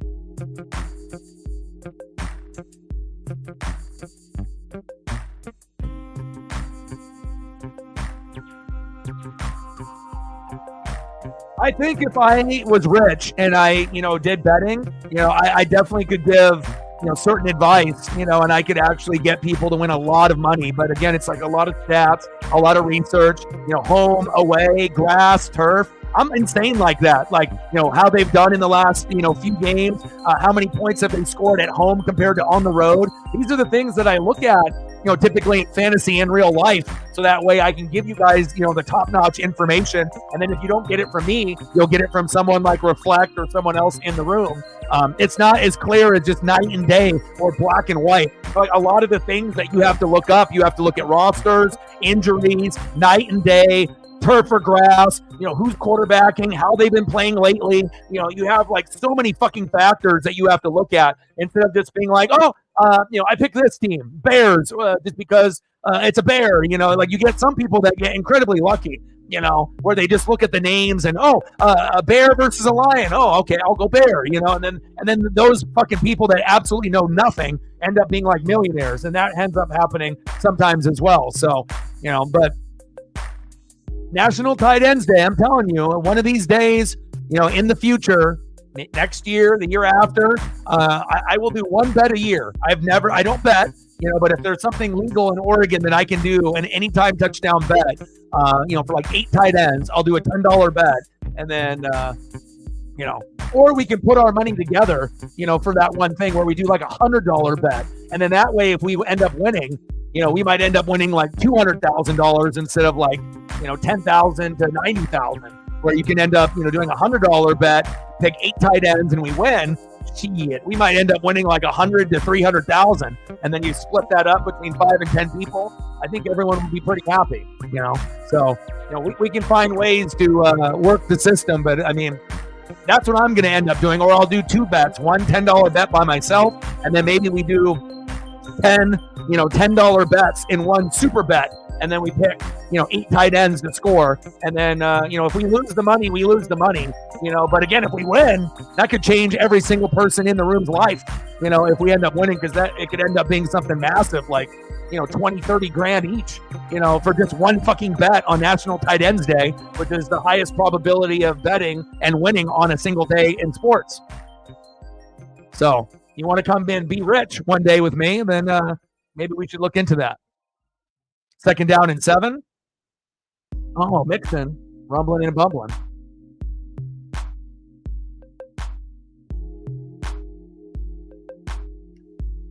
Yeah, I'm always willing to bet and help out. I don't bet myself, but I can give you extra information, and you just got to think of how many things that we've been able to predict before they happen, and then whether it's 30 seconds later, a minute later, 5 minutes later, down the sideline, first down, Texans, take Dell. There he is.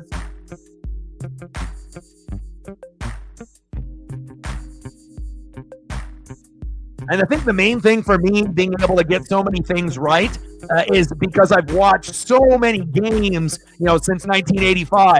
And, Reflect will tell you, too, history repeats itself. So, yeah, the players might be different, the jerseys might be different, but the situation sometimes repeats itself over and over again. So if you can see, what's in front of you, and you can kind of read the room and read the game. Sometimes it's laid out right in front of you. It's like when Romo and Brady, can end up calling the pre-snap play because they've seen it, and it may not be right all the time, but they have an idea of where they're trying to attack or how they're trying to win, and I feel that, if you just pay attention and not every person is going to be great at it, but if you just pay attention in sports, baseball, football, hockey, NBA, a lot of scenarios repeat themselves, like there's a reason why, when we end up having series, and most of the time it ends up in 6, right? For like baseball or hockey or the NBA, right? Where you get 2 teams, but there's one power team. One team wins 4. The other team isn't shitty enough to win 1, like the Yankees did, and usually they win 2. And you bet blah blah blah in 6. But every once in a while you'll get like a Dodgers in 5, right? Where the other team just kind of fucked up and made too many errors. Garrett Cole didn't cover first base, and you have too many errors with Aaron Judge, Garrett Cole, and that ended up doing them. And if they didn't make those errors, then they would have won yesterday, and then LA would have won tomorrow, 100%. So, but maybe we should end up doing the bet though.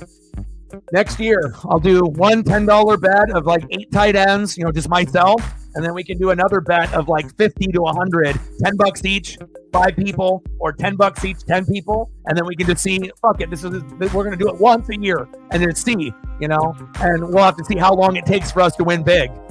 I don't think it would take us very long, to be honest. And I think that we'd have a good chance to win right away. Not saying that we would, but and if we end up losing, it's only going to be based off like one guy falling short. We'll get 7 out of 8, and then that one will screw us. Or we could end up being like these other people, and we can end up being rich. Why not? Why not us? Another injury.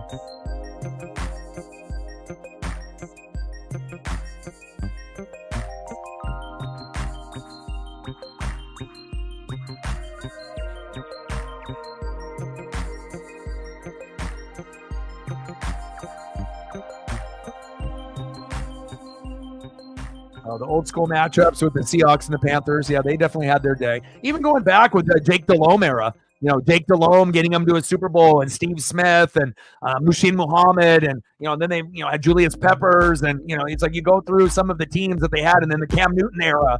It's like if you were able to play anybody, when they ended up going with Cam Newton, but the problem is like, if you're gonna match up against like a Von Miller, and he's like the best player at the in that prime, that's tough, And sometimes, as the saying goes, defense wins games and defense wins championships. CJ Stroud limping to the sideline.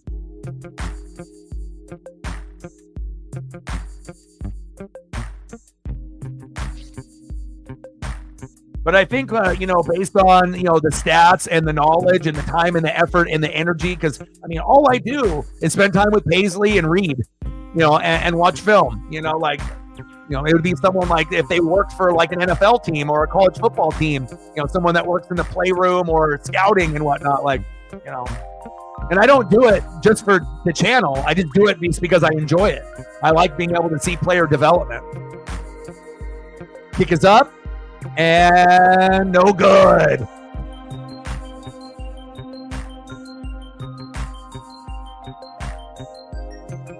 All right. Get your dinner. But I mean, how amazing would that be to do like, $10 bet, and then if we did, 5 or 10 people and we ended up doing $100 bet, on an anytime touchdown day, 8 tight ends, we hit on all 8, and then we can just split the money evenly, And I'm pretty sure if you end up hitting that, depending on who you're betting with, DraftKings or whatever, if you end up hitting, you're going to typically win, over $100,000. Even with like a $10 bet, you can get over $100,000 because I've seen it. And then if you do a higher amount, then the amount can be more. We do a $100 bet instead of a $10 bet, and it hits. It might end up being something like $150,000 to $300,000. And then if you end up splitting that with 5 to 10 people, some of y'all could probably quit your job, for a while, or invest that money into something, or figuring out, a car or whatever,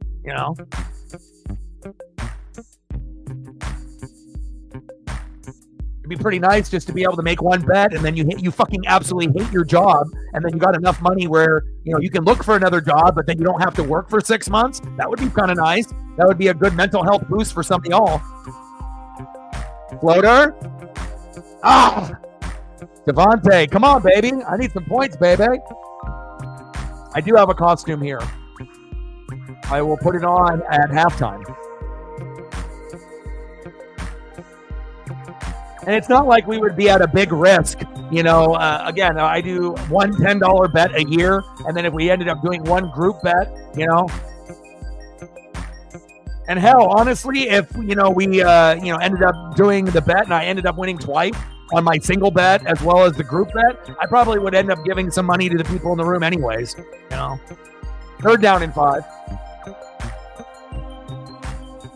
Rodgers. Well, also, too, with my Bart Simpson mask that I have, if you have a green screen and you wear green or yellow, it gets distorted, especially if it's green. But luckily, Bart is yellow. And, there'll be a little bit of distortion, but the eye holes and for me to be able to watch the game and call the game.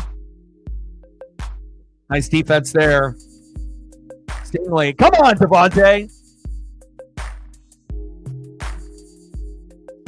Yes. I mean, I think it would be almost impossible with the knowledge that we have in this room that if we ended up doing the National Tight End Day bet, that I would almost guarantee that it would take us less than 5 years to win big. We would win big at least one time in 5 years. Hell, we might be able to win more than once. I mean, imagine like doing the bet and, each of us wins like, $5,000 each or something or whatever, right?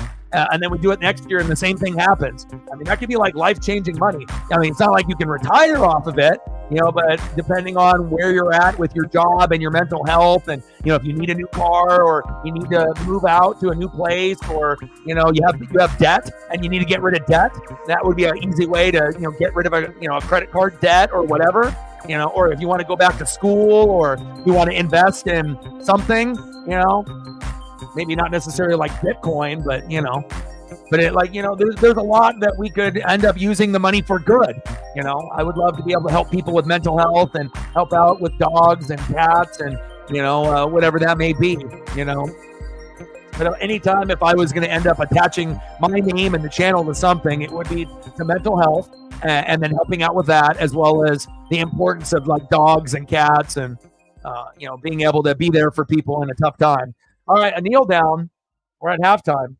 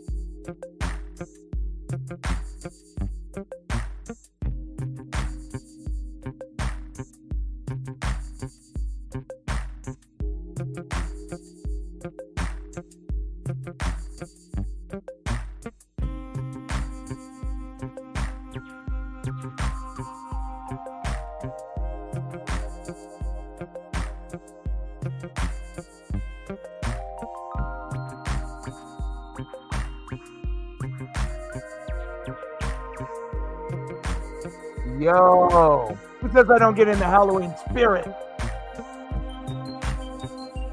Tupac, Bart Simpson, and the distortion is real.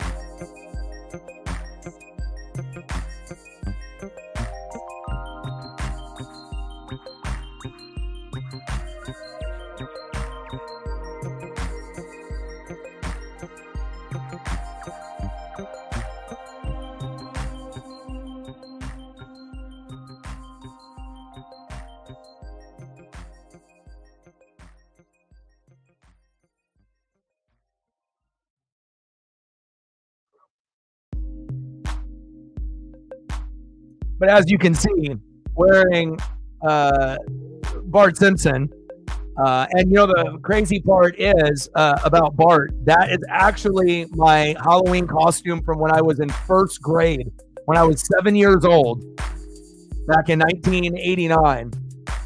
So I don't know, I had to obviously give it the bandana touch. You know, I could have just did the regular Bart Simpson, but the string is very, very thin. You know, that goes from one, you know, to the side to the other to kind of have it stay on your head.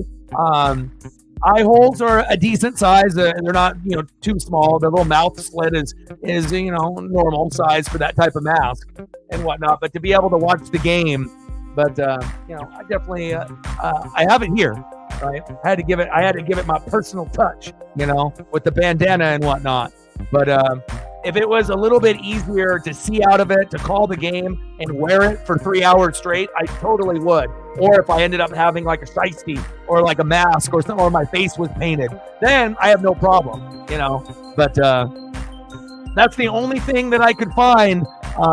You know, like I said, I don't really have any like makeup or anything else that I could. Britt wanted me to put like, you know, like the little eye black and go roll around in the dirt, you know, so I could look like, you know, some kind of football player, zombie football player, homeless person, something, right? But, you know, me and Paisley got a little bit wet with our walks. Decided that I didn't want to roll around in the backyard and get dirty. But I do like the Bart Simpson mask, still in good shape from 1989. And maybe you guys will see it once more before the stream ends.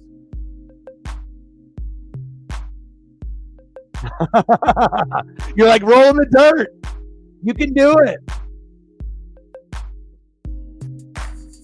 I mean, the Bart Simpson mask itself is cool, right? But then you get to put the bandana on there, give it that little West Coast Tupac flavor. Now we're in business, baby.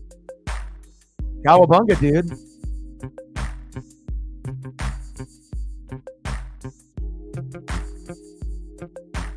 (7-0) Texans. Can we get some fantasy points? We need Garrett Wilson with a touchdown, Devontae Adams with a touchdown, Breece Hall with a touchdown. Maybe get a touchdown, another one for you know, Reflect and Mixon, even though he's been doing the best out of everyone, but not what we expected.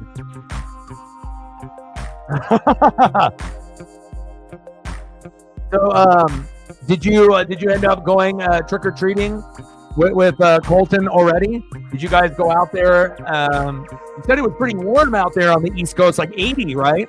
Out here, it's only like 40, 50 and raining. So, cowabunga, dude.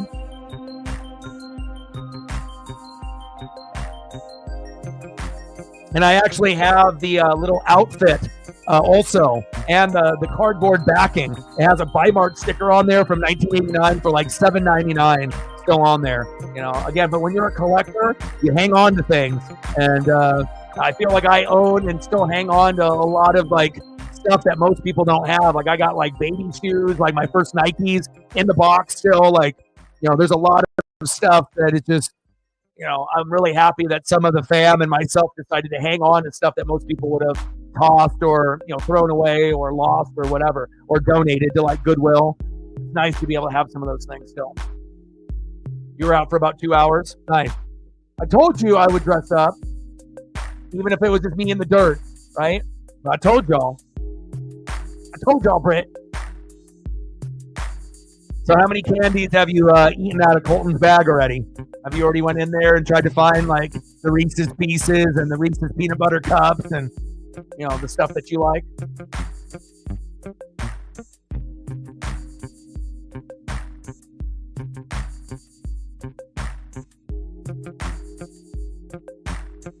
$7-0 Texans. Now, all his candy is his candy. All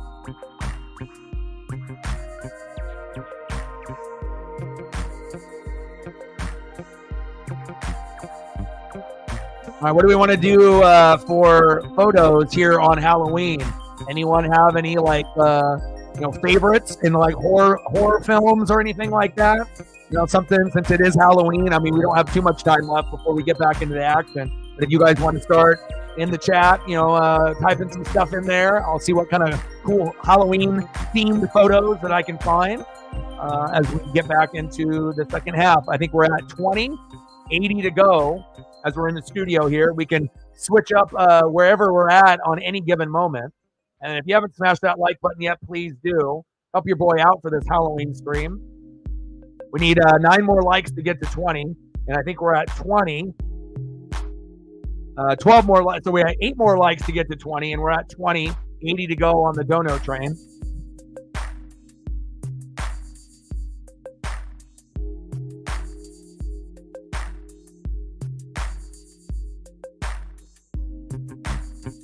You don't know, we can go here, we can go there. You never know where we're going.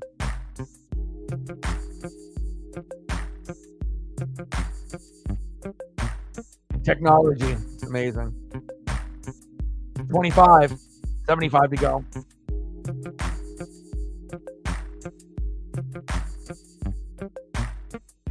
right, I'm going to do a collage of Halloween stuff.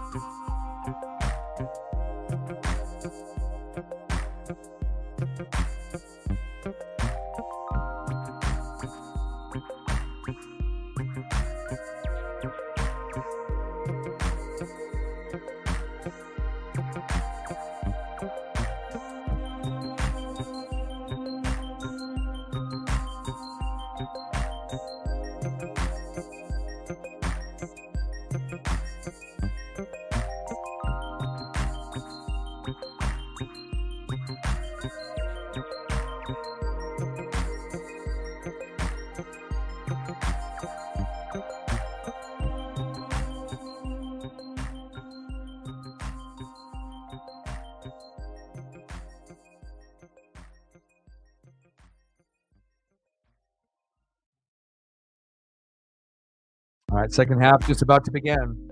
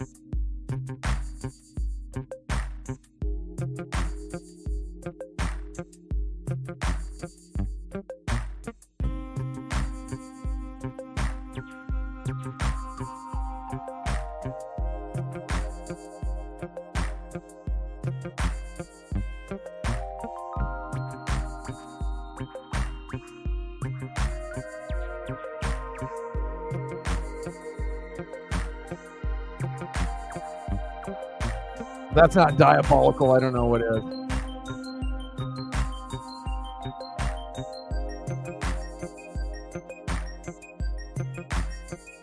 Happy Halloween.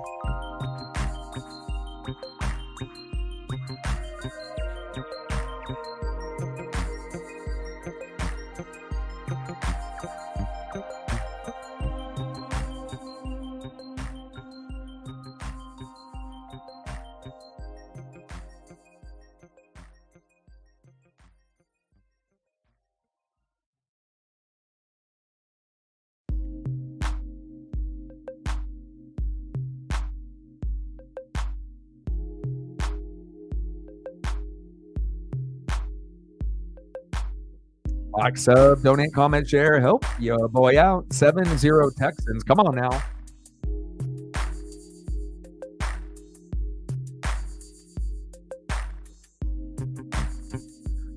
All right, I'm at 6.5 with Devontae, so if I can get another 6.5 and then at least get to like 14, then I think that would be a success. So,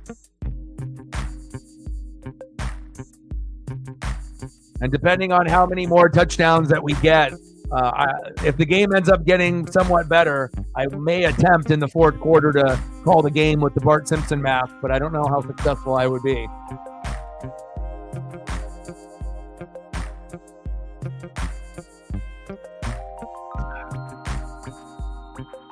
(7-0) Texans.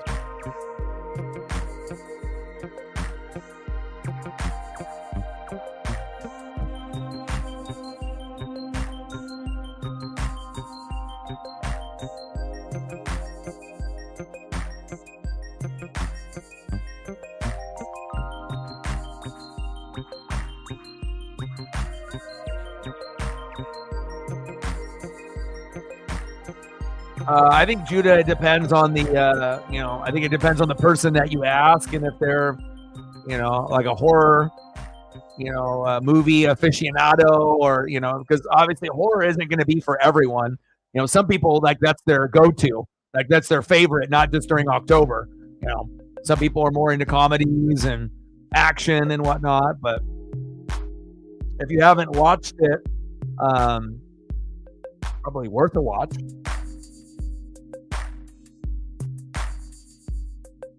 Ulbrich, former Niner. Let's get on the fucking board. Let's go.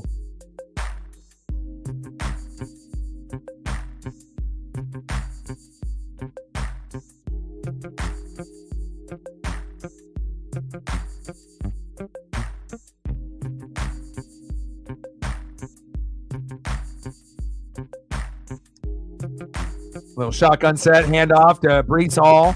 And you would have to assume that Breece will get in the end zone. And if he doesn't, he'll, he's going to end up getting 10 to 15 points. I mean, I haven't looked to see exactly where he's at right now, but, if he gets a touchdown, he can get over 20. But, even though they're at 0 right now, just like Nixon got one, you would think that there will be an opportunity there. Breece is at 5 points. So minimum, he'll get 10, but if he wants to get to 20, he's going to have to get in the end zone.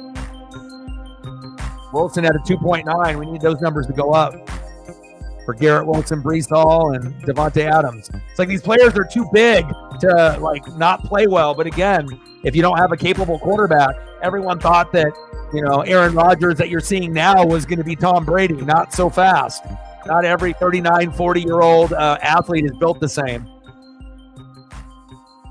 Father Time is undefeated, but not everyone is created equal. As far as athlete-wise. 3rd and inches. Some guys are just better at preparing, taking care of their bodies, and more intelligent.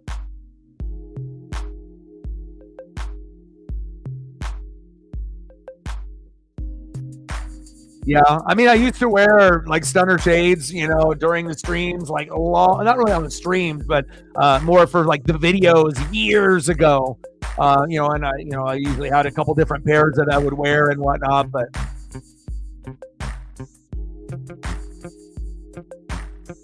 I think I'd probably do the Bart Simpson mask, try to go above and beyond.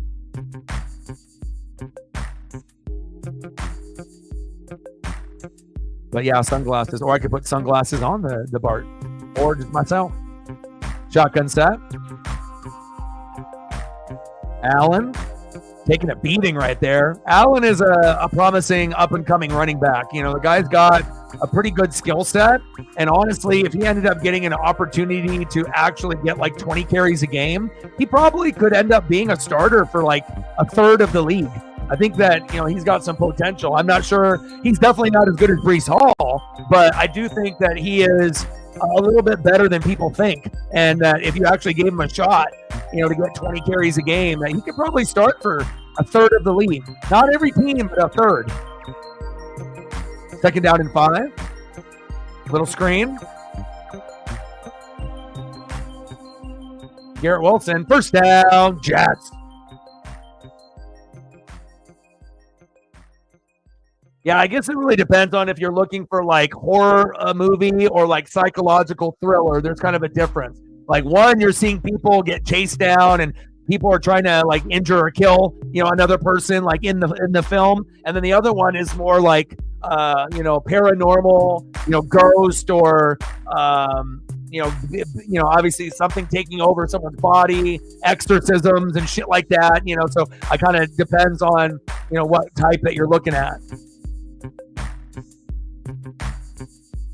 I feel like watching those types of movies like all the time is not healthy, especially if you have like mental health, you know, issues. Like, you know, it's sometimes like, you know, that it's not like potentially like real, or maybe it is based off a true story, you know, but I feel like psychologically, if you watch too much dark stuff, it will start to affect you if you have mental health issues, you know. And now if you're 100% good with your mental health and you don't have problems, yeah, you could probably watch psychological thrillers or, you know, horror movies where people are trying to get chopped up, and then you could probably watch a few of them in a row and be okay, you know. But I think for me, it's like, you know, I have to go, like, you know, there's a limit. There we go, Devontae. First down, Jets. Get in the end zone, baby. Back first downs, baby. I remember one that I watched that I was a little kid that kind of was weird. Like, you know, sometimes you watch something and it scares you a little bit, you know, like Robert Stack in Unsolved Mysteries. You hear that music and you heard his voice, you know, and that shit just fucking scared you, regardless of what kidnapping or missing person or, you know, unsolved crime. Like, you know, I know as a little kid, that definitely got a bunch of people, including myself, draw right up the gut. Gain of about 7 there. Second down and 3 on the Houston 25. But I remember seeing like Motel Hell when I was a little kid. And so like you had like the dead people or the zombies and they were like coming out of the ground and whatnot. And obviously any type of horror movie that's going to be from like the 20s, the 30s, 40s, 50s, 60s, 70s, 80s, they're all so different. You know, they have some things that are similar, but you can definitely tell like time period. First down, Jets. All right, here we go. We got some Jet offense going. It looks like we might be able to get a Breece Hall running touchdown, and then that'll lead to a passing touchdown later, or we're going to get the passing touchdown on this drive. You know, we already know it might be a field goal party here and there, but, I mean, let's get some fucking touchdowns for our players in fantasy. Like, can we get some points to keep us somewhat sane in this 7-0? These two teams have way too many good players to be at 7-0. We're not watching the goddamn Bengals and Giants. Good defense there by the Texans.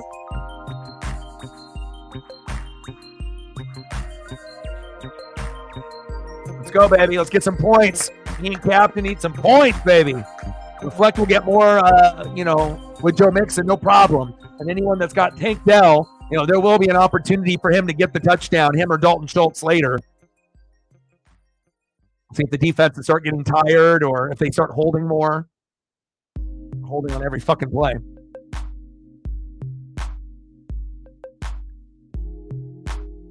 Shotgun set, second down and 12. They bring a late blitz. Bring an 8. Oh, he caught it. Go, go, go. Touchdown, Jets. There it is. There it is. Not like a passing touchdown drive, and there it is. Little S for you. Garrett Wilson getting some points. And sometimes, you can kind of feel the momentum of a drive, and it can kind of feel like, with the Mixon that we predicted, like they get a catch, it gets down within the 5-yard line, they hand it off to Mixon, boom, shakalaka. This one, it kind of felt like it could be a receiving touchdown, but again, if Garrett Wilson doesn't make a fucking incredible catch with his fingers and have good yak yards, this is just an incomplete pass, and that ended up being the play of the day. Extra point is up, and it's good. There we go. Garrett Wilson fantasy owners, rejoice. I'm still waiting for my Davante Adams, but I can still be positive and happy for y'all and know that mine's coming in the fourth quarter. Let's go. S. I mean, eventually you'll start believing, We'll get more right here than any other channel, period. I mean, there's a reason why, like Pat McAfee Show, Good Morning Football, NFL Network, they know who we are. It's not like we're not well known. They know we might not be at a crazy sub count, but that doesn't mean that people can't steal the material and watch, when they know what we know here. Here we go. Garrett Wilson, baby. I don't got Garrett Wilson, but nice job. Now you're feeling pretty good there, at least with that individual. Look at the fantasy points now. Davante's at 8.7. Okay. Schultz is at 3.3. We need that to get to 10. All right. Brees is at 5.9. Need to get him to about 14 to 20 to salvage this day. Garrett Wilson with that tutty, 13.8, and could end up getting as high as maybe 25. So, good upside there to get to 18 to 25 possibly before the game is over, and could end up getting another touchdown. I still want mine, though. I don't want, I want Garrett Wilson people to be happy, but like I said earlier, it would be really cool if both guys got to 15 each. And we might see. And then we got Mixon at 15.1. Let's go. If I get that Davante Adams touchdown, that Bart Simpson mask is going to be put on, baby. That's the key. Give me that Davante Adams touchdown, and then West Coast Bart Simpson mask will be put on. Nice job. All right, Texans, your turn. Now it's time for a Schultz or a Tank Dell touchdown.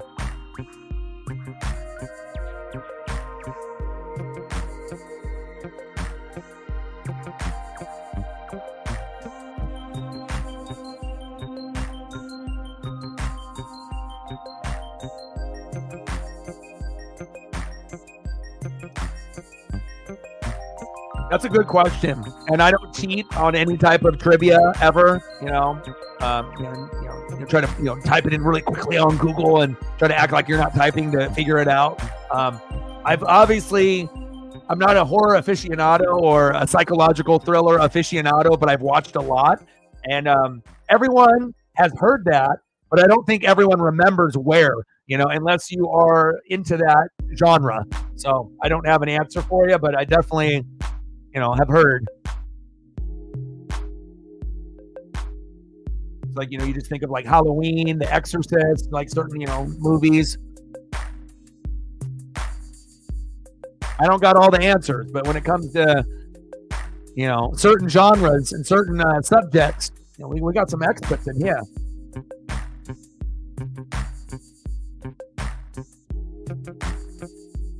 Good tackle there. Yeah, and it'll give you a chance to make the playoffs. And there's going to be games where Flacco will get fucked up, no doubt about it. It's not like we're saying he's the savior. But again, he is a guy that's got, Super Bowl experience. He's got the ability to throw for 2, 3, 4, 5 touchdowns in a game at almost 40, 39, right? He's going to throw less interceptions and fumble less. He's going to be a smarter player, and he's not going to tap himself out that he's too tired that he has to exit the game ever. So, sometimes it's not just the play, but being able to, be a leader and being able to practice and to be able to show those leadership qualities to the offensive linemen, the running back, and the wide receivers. Because if you're doubting yourself, the team is doubting you, right? So you got to make sure you got the right guy under center. And, maybe AR pans out. Maybe he's a bust. It's too early. You got to give AR 4 years. And then we'll find out after that rookie deal is up if he's out of the league, if he's a quarterback backup, or if he ends up turning his shit around and maybe he turns into a top 16 player. And then maybe with upside of being top 12 if, he can mature, develop, not get injured again and, put in more work. and understand that, they already knew that this was a project QB that had barely played Pop Warner or high school or college ball. It's not like the guy played for, 5, 6, 7 years. Like, we're talking about a handful of games in total. So when you take a risk on a prospect like that dominated at the combine and doing drills, there is a chance that they're not ready. And that's what we're getting right now. He's just not ready yet. But everyone's fantasy numbers are going to go up. Alec Pierce, Michael Pittman Jr., Downs. You're going to get some big fucking numbers out of those receivers. Some of them are going to end up hitting 18 points, 20 points, 25 points. You watch, because they've already done it. Sometimes with Richardson, but also with Flacco more than not. CJ, bootleg, play action, run. There you go. First down, Texans. And then obviously, Jonathan Taylor won't be having too many as 8 in the box. So he'll be able to take advantage and play well also. So this is going to be a transition slightly. But again, it's going to give them, a better chance to win. Their star players are going to have a better chance to make an impact on the game. And then even if they lose, at least Sarah is going to have fun watching the game, knowing that they're putting up points. And it just was, the defense couldn't hold on, or offensive line fucked up, But again, at least the games are fun to watch. Sometimes, with those AR games, it's like hard to watch it, when a guy's not ready. Oh, Mixon falls down.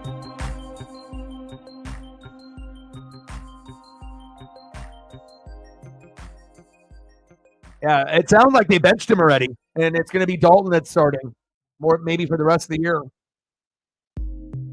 I mean, unless they decide that, that they want to go with Bryce or whatever, but.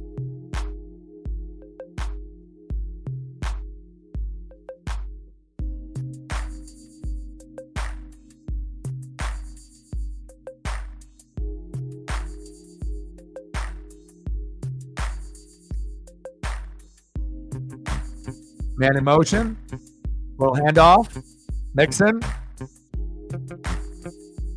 Oh, that's Taylor. Nice run by Taylor.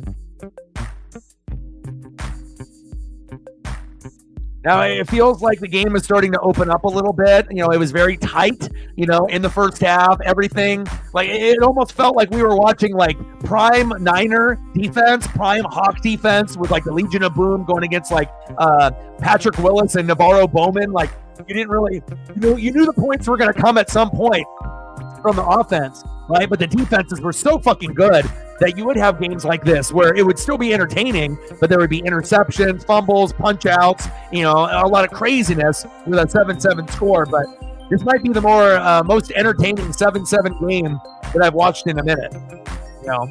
I think that even if you hate Aaron Rodgers, it's better than having Zach Wilson back there, even though he's old and needs to retire. Garrett Wilson, Devontae Adams, Breece Hall, Rodgers. I mean, those are star power names, even though Rodgers is old now. Defense, Quentin Williams and company, and obviously Will Anderson got hurt. But, I mean, CJ doesn't have everything. You got Mixon and Dell and Schultz. No Stephon Diggs out for the year. ACL, and Nico will be back pretty soon. So it's like kind of like a shadow of what we're used to, of what the potential is for this Texan team. But we already know the Jets are struggling. It doesn't look like it's going to get any better. This is a must-win game for the Jets, though. I'll tell you that. You're 6-2. You lose this game, Texans, no big deal. Who cares, right? Jets need this.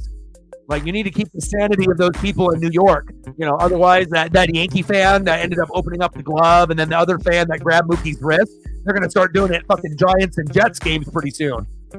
Watch out. Got to keep those guys sane. Got to give them enough wins. Otherwise, they're turning into the Joker on the TV. Good timing. The NFL is on point with the broadcast. They know what we're thinking. Trips right. Shotgun set. Man in motion. 3rd down and 11. They need to go to Schultz or Dell.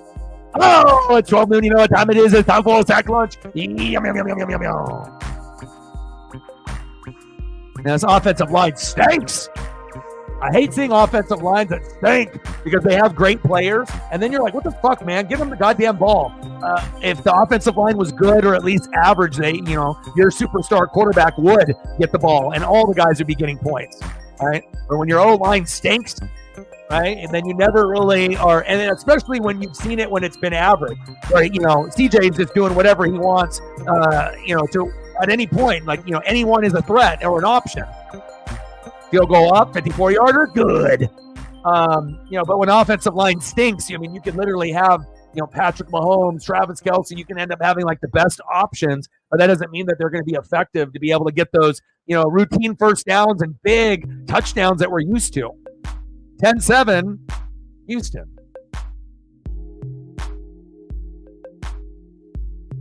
Yeah, the Texans team is not garbage. It's just the O-line is getting beat up right now. Now, if this was the Jets defense from last year, top 5 pretty much for the whole year, scoring 10 points in fantasy pretty much every week the whole season, then I would be I understand. But this Jets defense, like Reflect said earlier, in real life stats, certain things, they're ranked in the top 5. Some stats, top 4. But in fantasy, the Jets defense is 14th. So they're not as consistent and dominant as, they were in the past. So if this team is just kind of an average defense, that says that the offensive line for the Texans has got to be really bad. Because if this defense isn't really that good and they're getting all of these pressures, then obviously that unit that they're beating, if they're average, the unit they're beating is terrible. And it may not be every game, but at least for this one, it ain't looking good. I want to put the Bart Simpson West Coast mask on, but I got to get Davante Adams in the end zone. Yeah, and also, Finley, you got it. And some guys are run blockers only. Some guys are pass blockers only. And the true GOATs can do both. Not everyone can do both or pull. I'm always looking at different, aspects of the game, and not every player is, you can be highly touted and, you can have the weight and the body frame and the speed and the footwork and the hands and the spin move and, all the different things that you can do on a fucking Madden controller, and obviously when you're playing defense, all of the different moves, right? But at the end of the day, not everyone, is capable of doing the same thing. And some guys get lazy. They become millionaires. They get comfortable, and the hungriest that want to win a Super Bowl, or they want to have individual honors. I want to make a Pro Bowl. I want to be all pro this year. I want to be in the Hall of Fame. Then you get those guys working harder. But if you're just there, depending on who that player is, or if they like to party, and they got a lot of extracurriculars going on, then you're not really focused on football and being the greatest. You're just, you're a great athlete, you're rich, you got lots of options, you like to party, and maybe you're a little distracted, right? And then you don't get the most out of those players. They can still be good, and sometimes even Hall of Fame or elite, but, most of those guys are, kind of capped out. Because it's something in their game is missing, and it's that heart, that dedication. You got dreams and goals. You can't half-ass it, And just because you got there doesn't mean you need to relax, right? When rappers come out with an album, right, and right before they become famous, or right when they are famous in the early stages, those albums end up being the best music out of anybody because they're hungry, and you can hear it in their voice in R&B and rap. You can hear the hunger and the passion, and it means something, not just getting paid. It's getting the message out and getting people to vibe and bond with you. And then, guys like Drake and Kanye, you become, uber famous, and then you get comfortable. And then some of the albums, are nowhere near as good as some of the early, but that's for every artist. Not only the legend and the icons, but even for the one-hit wonders. Got to bring it. First down and 10. Rodgers, get it to Devontae. That's not Devontae. Garrett Wilson, incomplete. We're at 25 doll hairs, 75 to go. We're in the third quarter. If we get the Davante Adams touchdown and I can get 15 to 20 points out of Devontae, then West Coast Bart will be on. It might be a little difficult, but we'll make it work.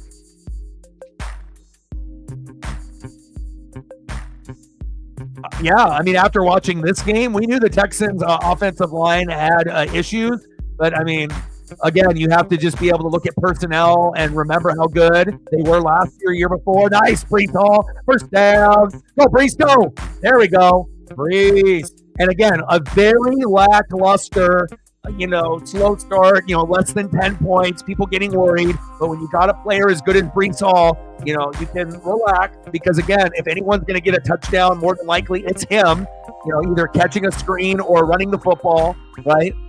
Garrett got his. Devontae hopefully will get his. But even if Brees doesn't score, you just want to be able to get to 15 to 20 points. But of course, if you can get over 20, there's a reason why people picked them 1, 2, 3 in the draft. You don't pick them to get 10 to 15 points. You pick them to get 18 to 30 or more, right? So slow start, but I would assume that Brees will still get a good point total before the game ends. Might not be as high as Mixon, but we'll see how the flow of the game goes. Things can change in a heartbeat, especially if a guy rips off like a 60-yard touchdown.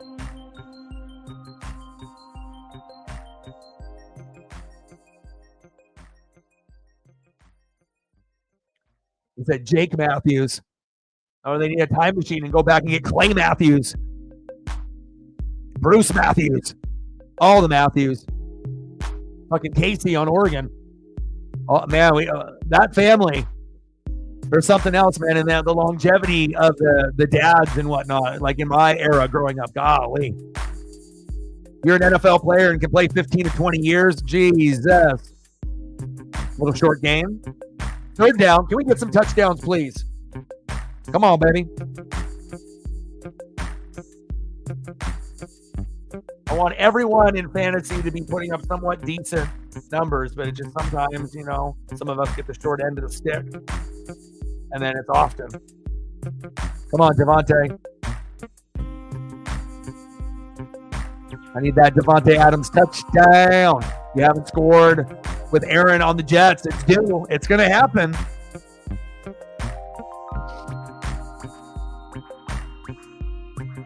It'll be really beautiful as if Devontae got in twice, but you don't want to be greedy, especially when he hasn't connected with Aaron yet. Garrett is always going to be the one, but Devontae could be a very solid 2.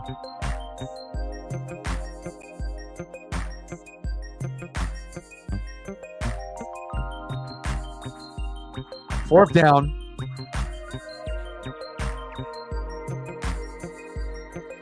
What's Thursday night's game next week? 4th and 2, and they're going for it.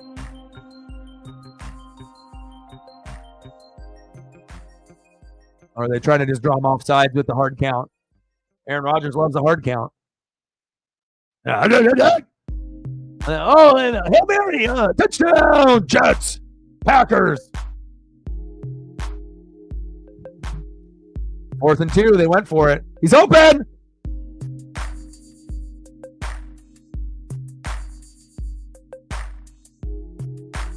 Now Devontae's hurt. You kidding me?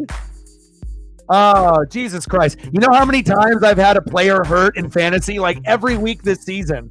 Like I've had a guy get hurt and then leave the game.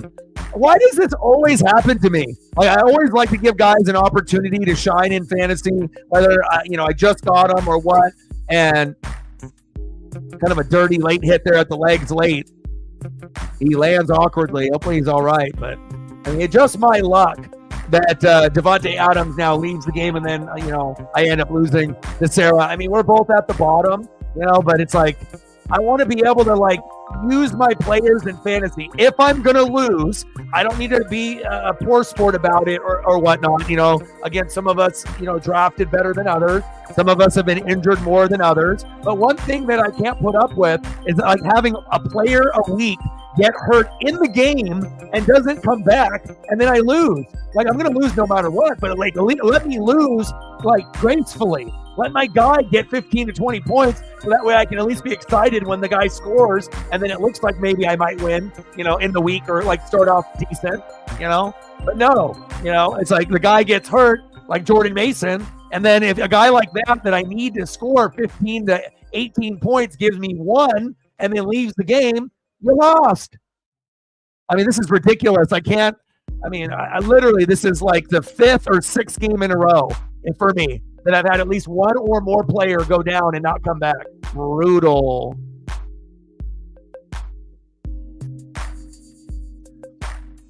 Yeah, I don't like people getting hurt either. Storm bum. I don't like it.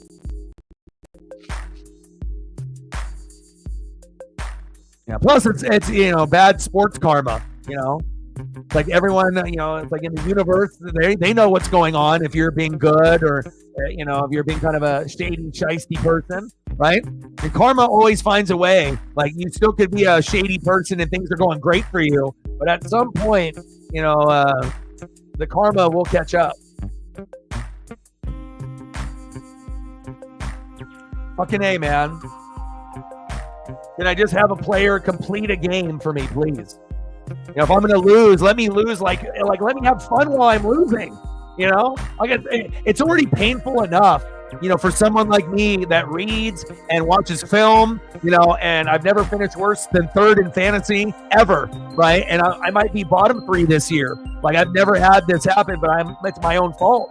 I took too many chances in the draft, and normally I don't do that. The players didn't pan out; they got hurt. I've had to reconstruct the team. Like, I'm almost at 150 moves. I'm going to be at over 200 before the year is up.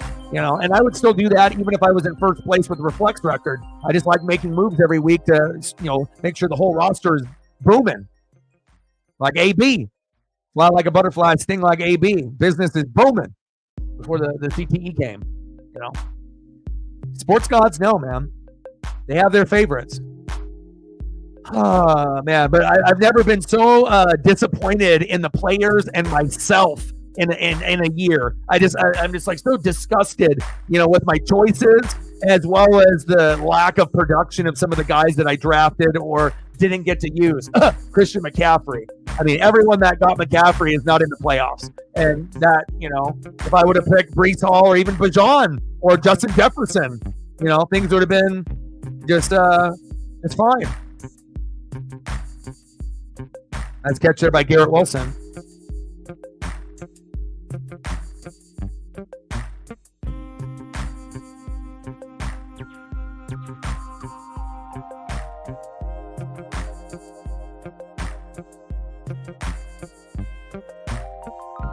Trying to see if it was a concussion. 3rd down and 1. When you get older, you get injured more easily. Breece Hall gets caught up with 4 Texans. End of the third quarter, 10-7 Houston.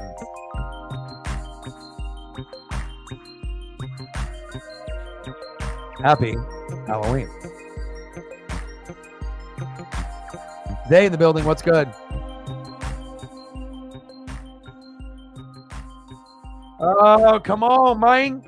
Devontae Adams, 11.4. So again, my season has been, so sad, and especially when I'm not, you got to think, let's be honest, when you do fantasy, right, there's always usually 1 or 2 people, that quit, at some point in the year, or, there's too much pain, or they just don't care anymore, and then you just either let the lineup stay the way that it is the rest of the year, or you just don't really care about getting the proper guys on the wire to compete, or whatever reasoning, right? But I really want, because everything is done by points, and I want to be able to try to do the best that I can with what I'm working with. But also, it's been a very weird year where I looked at the stats, and out of everyone in the league, right, I have the 2nd most points scored against me, which has never happened. So Matt is number 1, but he's in 5th place. That's rough.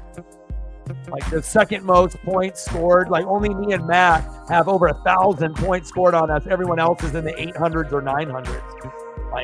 That means that everyone that has played me and Matt, they've given them the A effort every time, no matter who that person is when you play them. Hard to win games when you're getting A effort, most points scored by every player you're playing every single week, and you're having injuries and players playing like shit or getting hurt.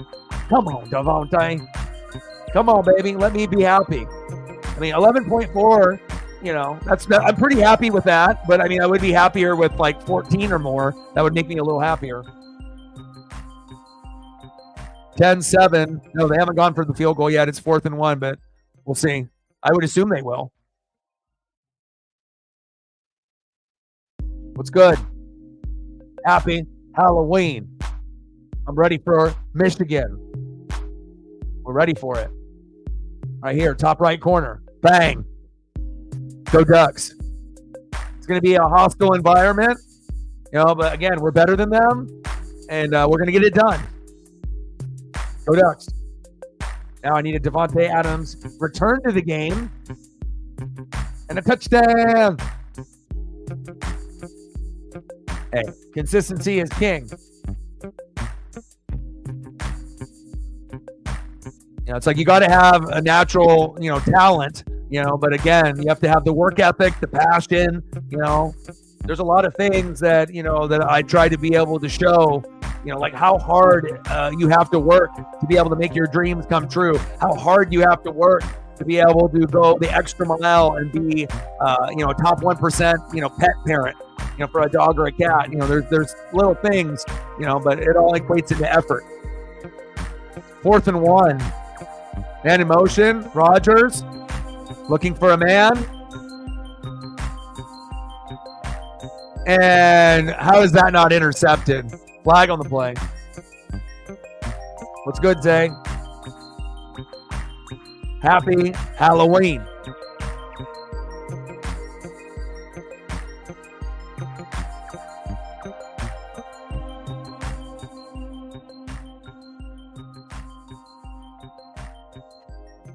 Like, sub, donate, comment, share. If you haven't smashed that like button yet, please do. Help us get some more subs, more views. Help us out. 64 subs at 20,700. We've gotten 16 within the last couple days. Shout out to all the new subs.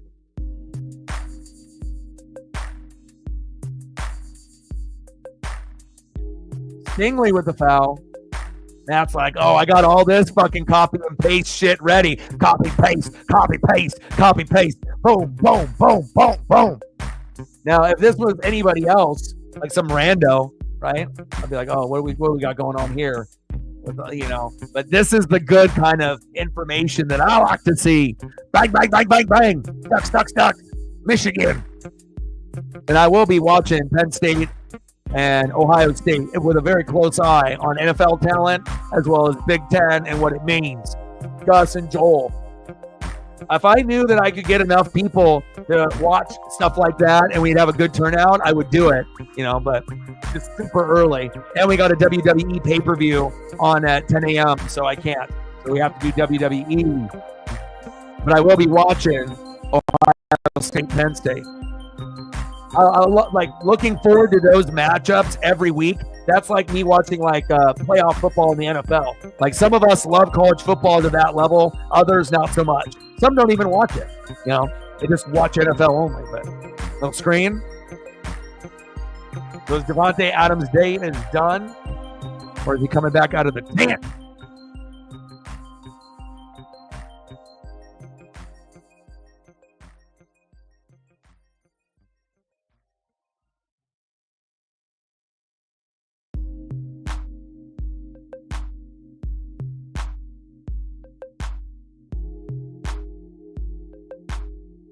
And everyone's getting hurt.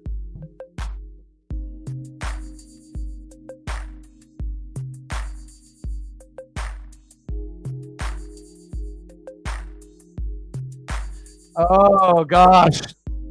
Oregon stream or WWE? Oh, yeah, I got to do Oregon. I mean, fuck, man. And they overlap each other, too, because the WWE one's going to be on at 10 a.m. And I don't think it's going to be over in 2 hours and 30 minutes. It'll be like 3 hours, unless I ended up waking up early and doing both or whatnot. But it's like I got to take care of Paisley and make sure she gets enough attention and enough exercise and all that. So it's like I got to pick one. And we pretty much do every Oregon game, besides the very first one. So I ended up watching it. And it's not like I'm not going to not watch. So I was really looking forward to that WWE stream. Damn it. I don't know. That's a tough one because, like I said, as far as like donos and subs and views, we would probably end up getting more doing the WWE stream. And obviously some support on the college football streams it just kind of depends. Rodgers scrambling and gambling, but a flag on the play. Big run by Aaron. But I don't know. I'll have to think about that.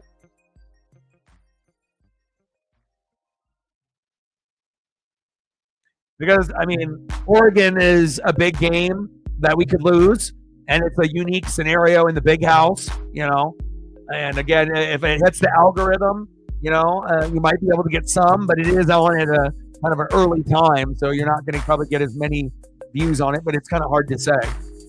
It all depends on if you're getting Oregon fans, Pac-12 fans, Big Ten fans, or fans of Michigan, or fans that just want fucking Oregon to lose. So you're like a Bama fan, a Georgia fan, and you're just plotting. You're like, oh, I can't wait to watch fucking Oregon lose to Michigan, So you'll get like some of those people as well. But damn it, man. I don't know what to do now because I want to do the WWE stream, because obviously, things cost money and you need to be able to pay bills and whatnot. But I also want to do the Oregon game. Floater. Oh, one-handed grab. Didn't get in. Garrett Wilson is ridiculous. Did you just see that? They're saying he's out, but that looked like a Odell Beckham Jr. kind of woo. I mean, we're talking about a guy that's top 5 talent with Jetta and Jamar Chase and Amon Ra. Look at this. Look at this Jordan-style grab at the very tip.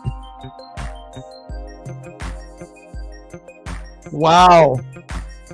Wow. Unbelievable effort by Garrett Wilson. And again, once they actually get a quarterback better than Zach Wilson and Aaron Rodgers, if they can actually get someone that's got Kirk Cousins' ability or better, Garrett Wilson will be a top 5 wide receiver moving forward.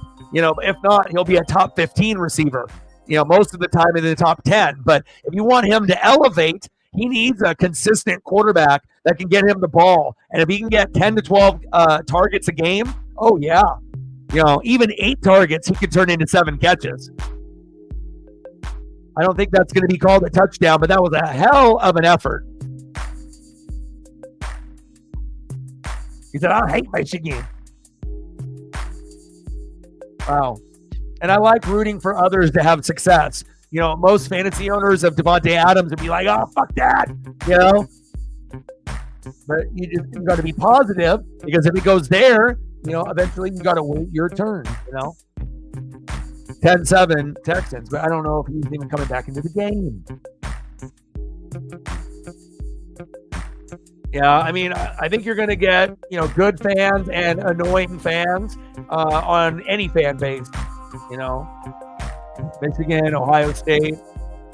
And I imagine there are going to be, I don't know any, but there probably are some stupid, bandwagon Oregon fans, that are not intelligent and don't know any of the players or, they're just terrible fans. I don't think to the extent of that Yankees fans that we saw, you're not going to see any Oregon fan do some dumb shit like that. But there's probably going to, there's dumb people everywhere. And sometimes dumb people choose the gear of our favorite teams and it makes us look bad, right? Like that motherfucker, you're making all of us look dumb. Don't be like that. So there's dumb people everywhere.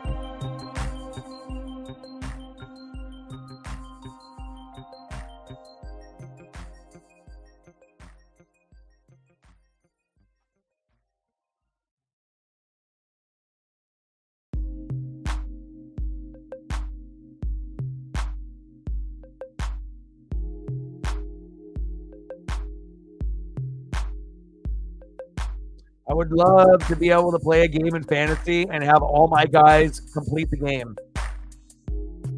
That's not too much to ask. But what I will say is if Devontae doesn't come back, 11.4, that ain't bad. Could be worse.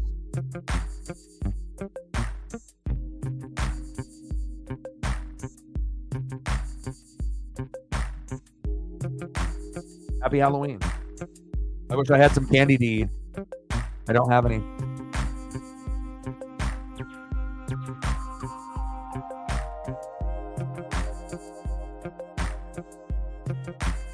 Call reversed. And so in a play, right? In a play that clearly is not a touchdown, but it's got that like superstar potential Odell Beckham Jr. kind of moment, Air Jordan moment, right? So then they decide, well, it's close, but let's just give him this. But then you have like, face masks, things that should be called. Sam Darnold, face mask, Bucky Irving face mask. They see it, but they don't call it. But then this is, like Garrett Wilson, fantasy points. There you go. Boom chakalaka.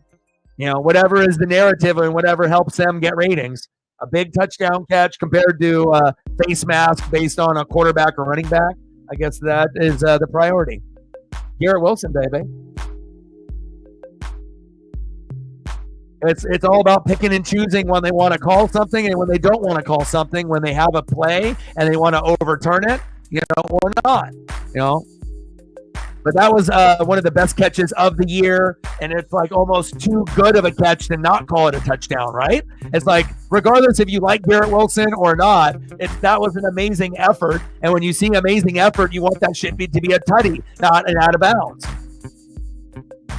One-handed catch, keeping his eyes on the football. I mean, we're talking about only like 5 guys in the NFL that can do that. Justin Jefferson can do that. Jamar Chase can do that. Amon-Ra can do that. It's not a lot, right? They're like, Aaron Rodgers needs some fantasy points to get his mental health up so he doesn't do the ayahuasca. Okay? That's in the off season. He's like, we need to get his mental health up. Oh, big tackle on special teams. 14-10 Jets. Now this game is getting a little bit better, a little bit more electric.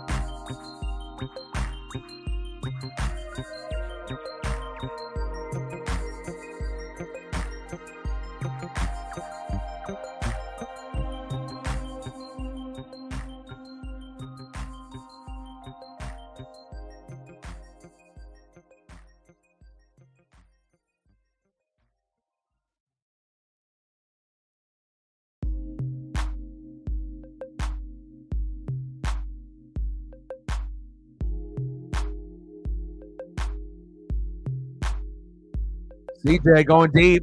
Oh, baby. First down, Texans. Tank Dale, there's your big fantasy point. You want it? You got to be patient. Wait your turn. It sucks to have to wait your turn when you got too many really good players playing, in this game that should be already both in the 20s, maybe even 30s if you were hoping, but not many are built like a Garrett Wilson. And Tank Dell, there you go. For the people that have Tank Dell, hopefully you're playing him in the flex or your wide receiver too. And you hope that he gets 10 to, 20 points in the outcome. 5 receptions, 120 yards. Good day for Tank Dell. No Nico, no Diggs. There it is. Schultz is going to get a little, but they're going to really force feed the Tank and then also go deep. Not force feed as much as Mixon, but you only got one guy out of 3. Diggs out for the year. Nico will be back in a couple weeks. So you're getting not only your looks, but you're getting the Nico looks on top of your own. So you better catch whatever you're getting thrown to you by Stroud if you want to continue that trend. Otherwise, it'll go to Schultz instead and one of the other guys, right? One of the other options they have at wide receiver. Hand off, Mixon right up the gut. Oh, that's Taylor. Third down. He said, I got Dale as my flex, and I was worried.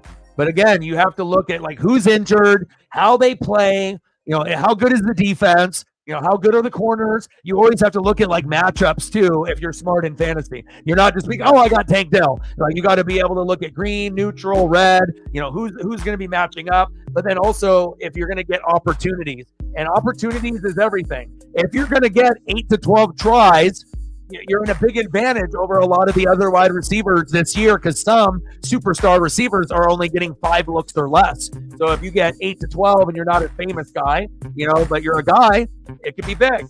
Garrett Wilson, 26.6. Breece Hall, 8.6. Joe Mixon, 15.8. Devontae, 11.4. Schultz, 3.3. Still waiting on that. Tank Dell, 17. That's on Elliott's bench. He's comfortable. CJ Stroud. Mixon bench. Yeah, can't bench Mixon. Mixon is a must start. Like, if you actually look at like the best players in fantasy, look to see who they have and how consistent they are. Like right now, Derrick Henry might be like the best running back, right? But if you end up having the combo of Kyren and Joe Mixon, you probably are much better than your opponents. Like, those guys score, and they score usually once, sometimes twice, 3 times in a game, almost every weekend, That's what you need. Bell cows that have a smell and knack for the end zone. That's exactly who I would want at running back if I had my first choice, even over Henry. Give me Kyren. And if I can pair it up with a Mixon, perfect. And if you look at the receivers too, he had Rashee Rice, Patrick Mahomes, even though he's, not very good in fantasy this year, top 16. Underwhelming, playing shitty, right? But Rice was getting his. CeeDee Lamb getting his, right? Nico Collins, number 1, getting his. You're looking for the number 1 receiver with a good quarterback, right? And that's going to give you the best opportunity to get in the fucking end zone. It's just smart fantasy drafting. So when you look at that, use that to your advantage, If someone is a top player, whether it's me or Reflect or like a Shep, and you look at the player, there's a reason why they're in first, second, or third place. And it's not just one guy or 2 guys. It's the whole roster. It's the depth and the type of player that they have. Sometimes its name recognition might not be as high as Derrick Henry, but I'll tell you, Kyren Williams and Joe Mixon fantasy owners are happy if you're playing them. And there should be no reason that you're not.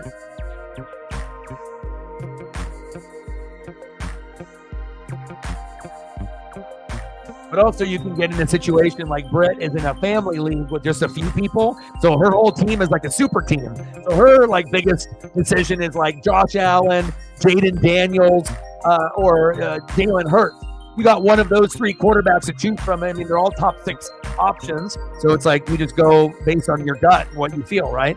Or I said, Breece Hall or Joe Mixon, because you already had Kamara and Bijan who are top 5 this week.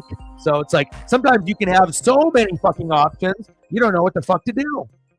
It gets confusing and tough to pick. Mixon, he's going to throw it.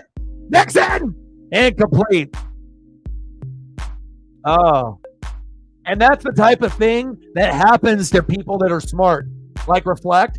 Nobody else is going to get someone that's like a running back like Mixon that can give them 15 to 30 points running, but then also, some crazy throwing touchdown, and you end up looking at the stat line and only the number 1 or number 2 team would have that able to happen, and that's when they're just beast moding.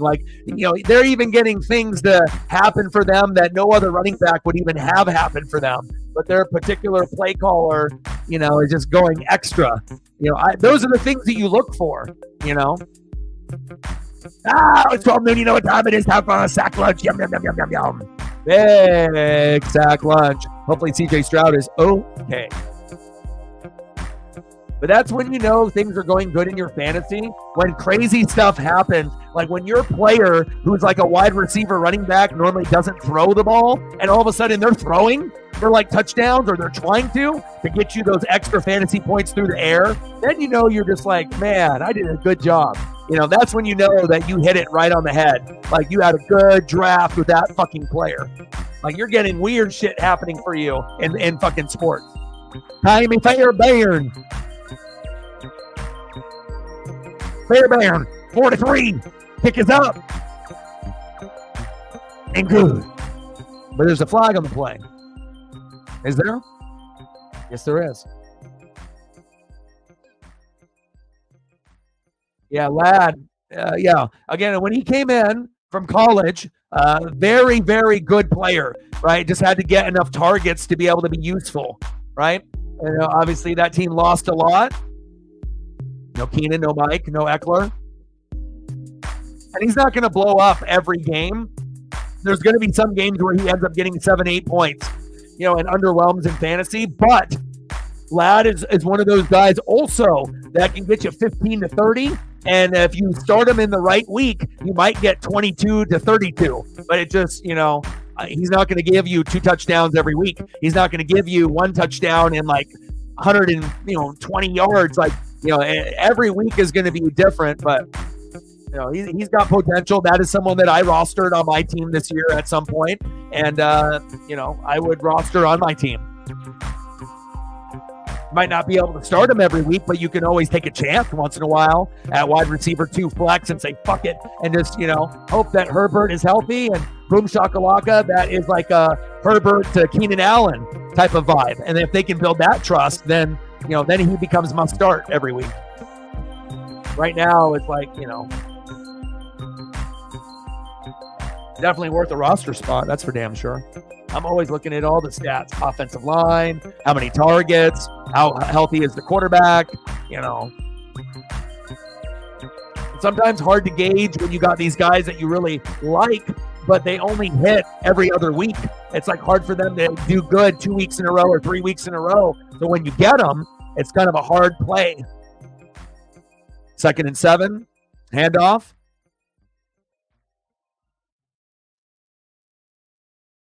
Good defense there by the Jets. This game is starting to get interesting now here in the 4th quarter.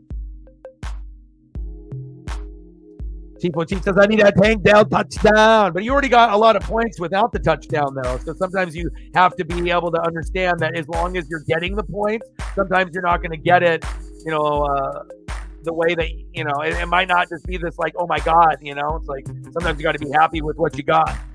I mean, 5 receptions for 120 yards is hella above average, Tank Dell. So even if he doesn't get the tutty, 17 is amazing for wide receiver 1, 2, or flex. So, CJ, looking, and complete. And that's just how sports goes sometimes. Like sometimes I feel like if you ask for too much, it's not going to happen. Like the sports gods are like, okay, there's a limit here. I got you 17 without a touchdown. That's insane.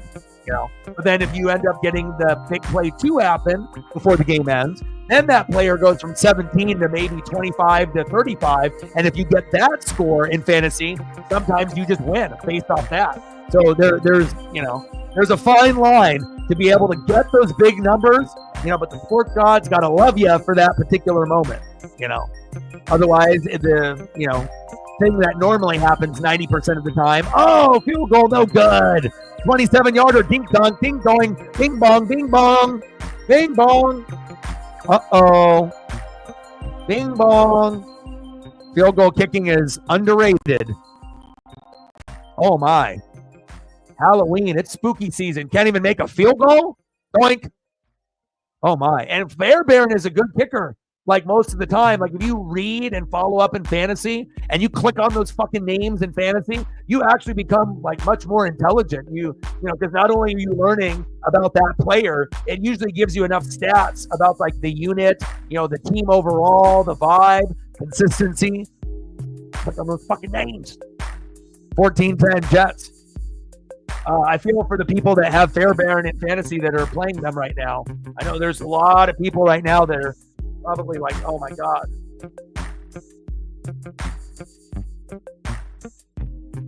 Fairbairn at a 4.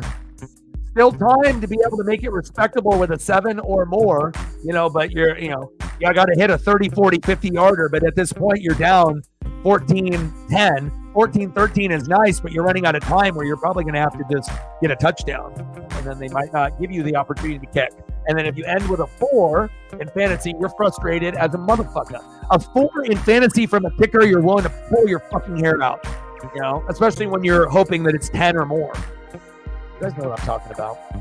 Nothing worse looking at your fantasy team and seeing shit under 10. And then you see shit under 5, or you sitting a fucking 0 or a 1. Oh, hell no. Fucking zeros, 1s.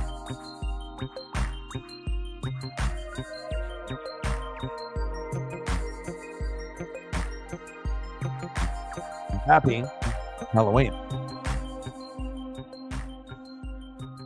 I like doing thumbnails like this. It's cool to be able to use like different types of backgrounds, themed backgrounds, We'll do another one for Thanksgiving as well as Christmas too. I like to participate with that. All right, 6:54. This game started off kind of shitty with a lot of great players, and then you started getting some amazing plays, some injuries. Of course, you know, players on my team get injured. Everyone else is good to go, and they're getting points and having a great time. And here's Doggy Dog just, you know, getting beat up every week, you know, and just when you want just to be able to have your guys get healthy and play the whole game, let alone win, you know, and score points, but just can I make my guys play throughout the whole game? And if you can't even have that happen, then maybe it's just like, you know, don't give up, but we're making it extra hard. That's life, though, for you. Man in motion, little toss, Breeze, trying to get some more fantasy points for y'all.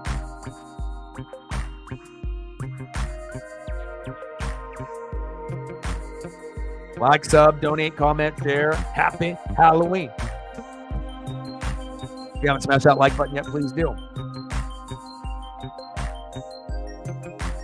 A few more to get to 20.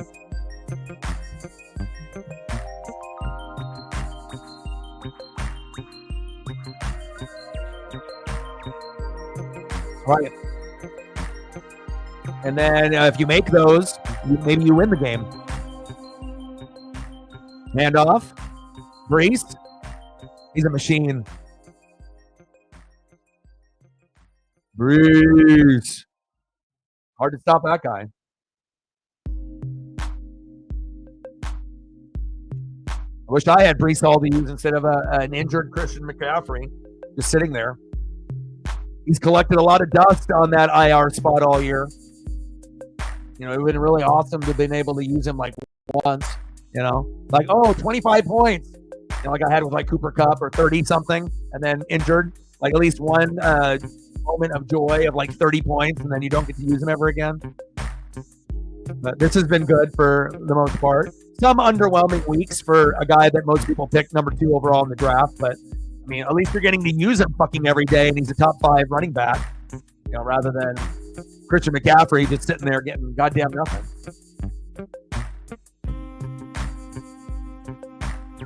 Garrett Wilson, it's like, give me a capable quarterback. I can do magical things. I can be Jay Jetta, and he can. Go to Bart Simpson, West Coast. 2nd down and 5. Vintage, 1989. First grade. Mint condition. Hand off to Breece. Short game.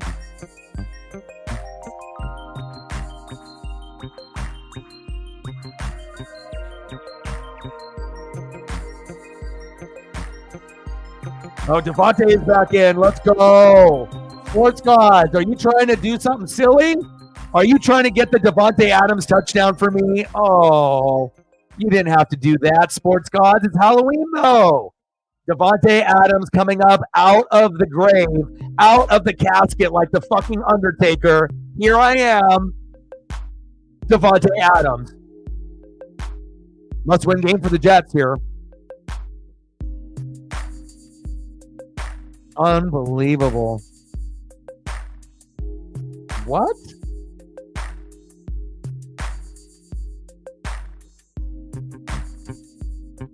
Is he in there as a decoy, or can he actually move?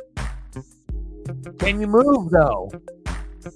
Do you have any movement in the Davante Adams body?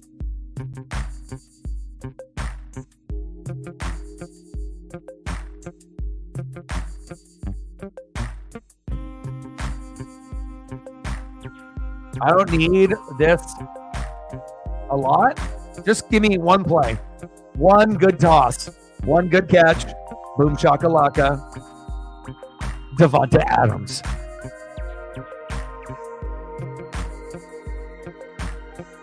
Such a crispy photo. It's almost inevitable.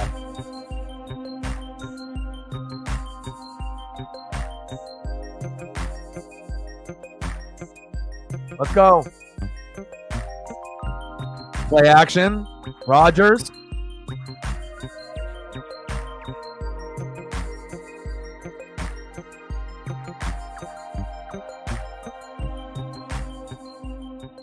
First catch in his career. Nice job. That's cool to be able to get someone involved like on purpose just to get them, a stat, a moment in their life. That's cool.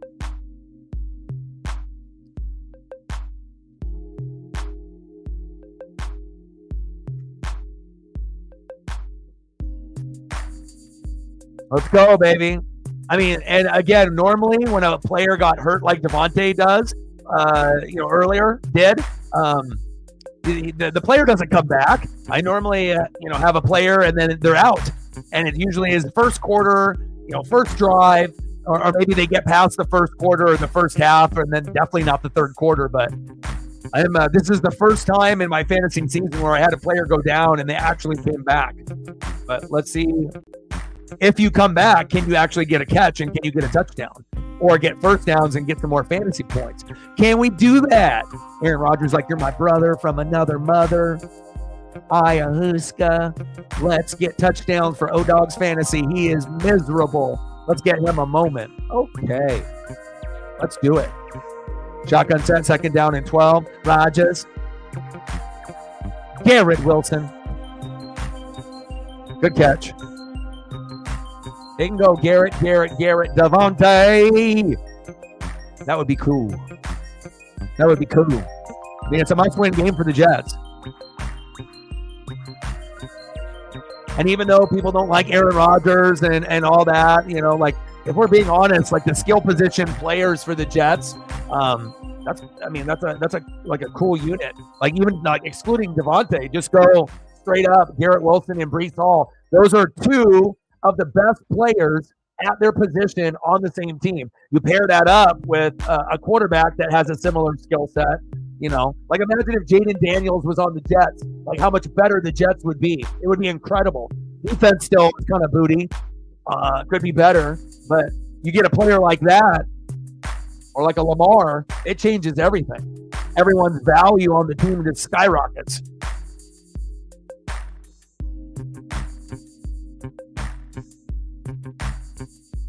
I'm glad you did. I scooped him up.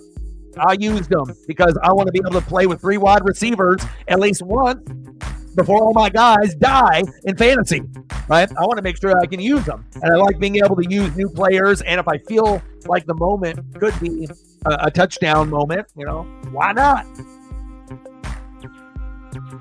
Yeah, me and Reflect picked up your pieces. You guys drop players, me and Reflect, we scoop them up. Scoopage. Hi, baby.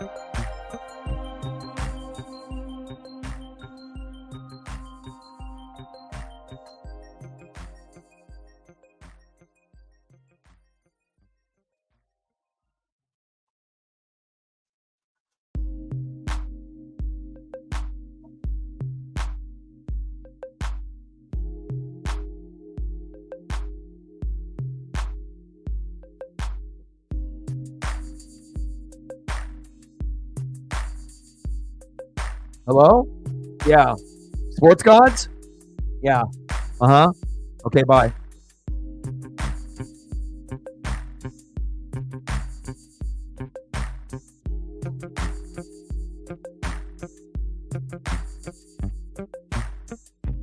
Third down and 3 on the Houston 37.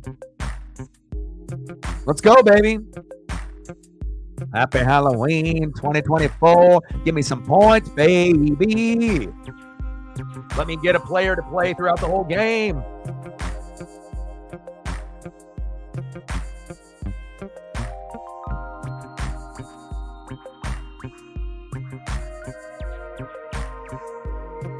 Come on, baby.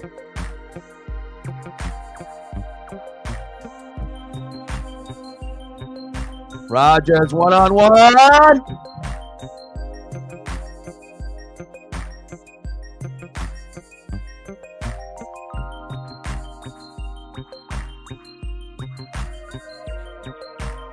Hey, you like it, Captain?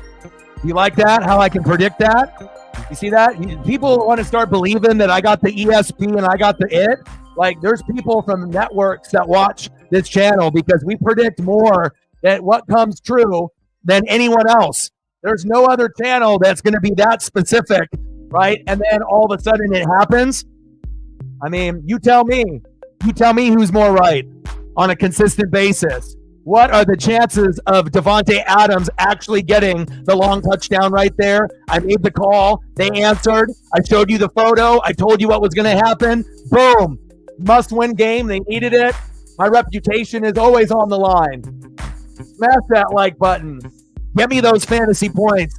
I just acquired him after Matt dropped him, and this was the game that he was going to score because he hasn't scored yet. You knew it was going to happen, and if he didn't get hurt, maybe he had a potential to get a second score. But one is enough when it ends up being like that. Davante Adams, Aaron Rodgers, we haven't seen the connection really in 3 games. You say it, you tell the sports gods you need it. They're like, O-Dog has been miserable. Let's do it. Halloween, baby. ESP on point. Let's go. Keep asking, and you shall receive. I mean, we can end up using this to our advantage, and then we can become rich, and we can do the sports betting once a year. We don't get greedy, Mental health, cats and dogs. Put it to good use. Help people out. Take care of things that need to be taken care of. 21-10, Jets. And like I said, I'm not going to get every situation right. And again, no one is right 100% of the time. But the amount of film and reading, the shit pays off. And sometimes it's like a gut feeling based off the play calls if you're watching and how things could possibly go, and if you've seen it before. And that is as smoothly as a prediction and an accurate result could have come out. I mean, there was nothing suggesting that was going to happen, right? But you ask from the sports gods and you get it in big fashion. There you go. Yeah, and and it was best for business because you already have the depth. I needed the depth since I lost, Mike Evans. So now you actually give me a shot to be competitive, and I took a chance by starting him, even though he hasn't really scored like this since week 1. I got Cooper Kupp. I got Josh Downs. Joe Flacco, the quarterback, will give more value, and I can go 3 wide receivers. And that's what I wanted to do all year. Didn't have the talent, but there you go. Boom shakalaka. Paisley says, I like that. CJ Stroud going deep and complete. Oh, my. Thank you, sports gods. That was amazing. Davante Adams, baby. Like, actually came back from the injury. Are you kidding me? And got the tutty. Sometimes you just got to ask, Like, let's have some fun. Let's go. Let's get the star players with some star stats. Let's have a good time. We got good quality players on both sides. There's no excuse to not put on a good game. Hell yeah, baby. Nice job, Davante. Nice job, Rodgers. Garrett and Brees as well, going deep and complete. Dalton Schultz, the intended tight end. 21-10, Jets. Must-win game for the Jets, and they got it. And it's just fitting that it was Davante and Aaron's first touchdown to put the game out of reach. That's what they used to do when they were on the Packers in that same exact situation. Me against you, even though they're older now, and they got it done. Perfect. Great execution. Bro, Davante Adams, for a player that had 11, that hasn't really been good this year, just freshly acquired off the wire, decided to start him instead of doing 3 running backs like Kareem Hunt, Tony Pollard, and James Conner. So I'm taking a risk. If Davante Adams shits the bed and gets 6 or 7, I lost. I need him to get, hopefully, 10 at minimum, but like 15 to 20. And sometimes you get those numbers and sometimes you don't. But and he was injured and came back. I mean, come on, man. That's a beautiful thing. Right. See, it all depends when you drop players. They might not be playing good for you, and it hurt you, and that's why you're punishing that player and letting them go. But then sometimes if the player is talented, like a Devontae Adams or a Debo, they may still be shitty, but at some point they may end up being their former self, which was good at one point, and they might have some big games, and that's just the risk that you have to take when you let a guy go if you have other players that you're willing to play, and hopefully that those guys stay healthy, and you let a guy go for a reason. We all do it. Injuries or not playing up to their potential. CJ, incomplete. Flag on the play. Oh my.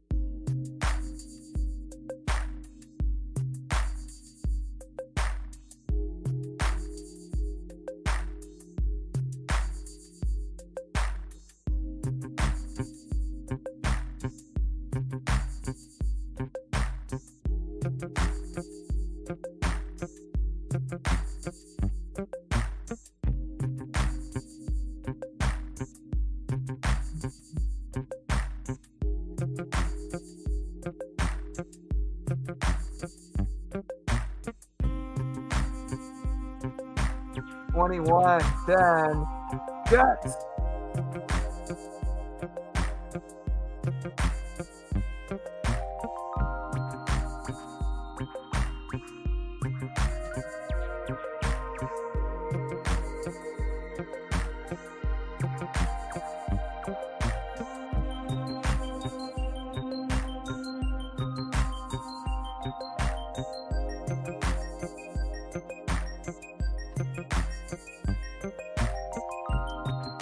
$155 left.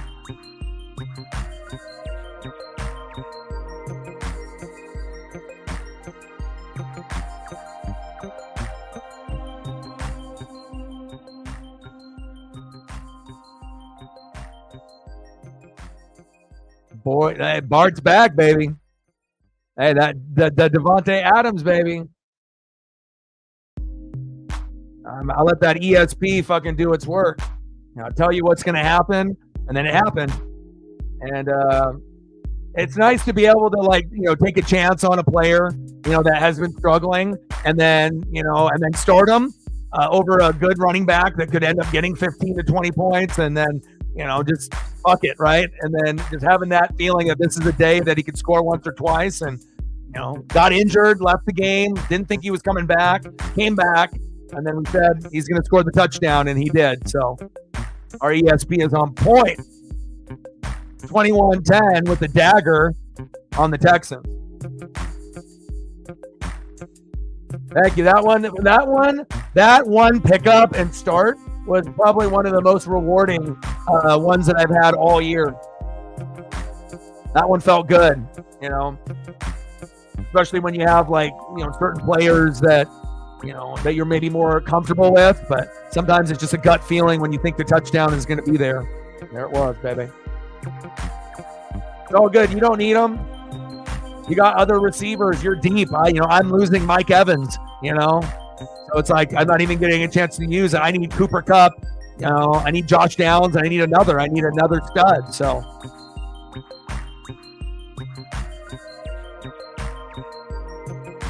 And even if you would have had Matt Devontae, you wouldn't have started him in this game anyways. Because if you already have a feeling about dropping somebody, or you don't like them because they're not producing and they're not hitting, then at that point they're just sitting on the bench until they score points and then you let them go. So regardless, if you still had them in the roster, it's not like you would have played them this week, right? That's how it goes,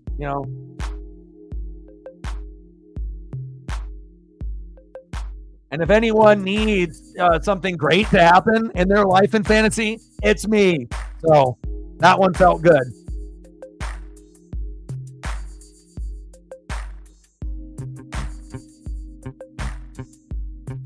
I mean, we watch the games. And again, I'm not going to be right all the time, but I will have my ESP moments, usually 1 or 2 a game. I mean, sometimes we have 4 or 5 or whatnot, but it just depends on how specific of the thing that we're talking about.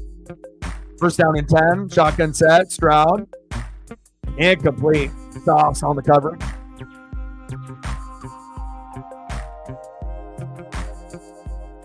Yeah, but fantasy, it comes down to value.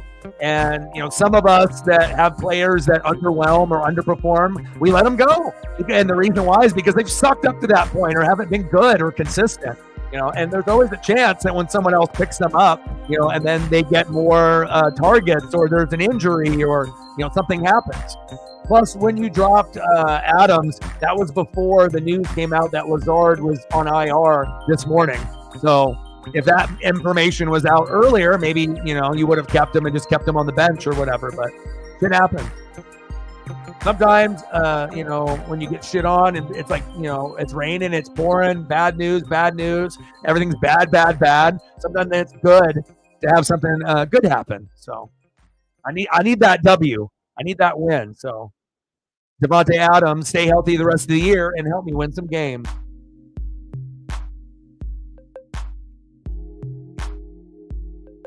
And you already have plenty of amazing wide receivers, running backs. Bo Nix is already playing like a top 10 fantasy quarterback. Might be a top 10 quarterback this season when it's all said and done. We'll see how statistically things go. But you got yourself a nice team that can make the playoffs. I wish I could say the same. It'll be Reflect, and then it'll be Zini, and then Shep, and then there'll be 4 of y'all, bouting it out for that last spot. Matt, Elliott, Chief, and Captain.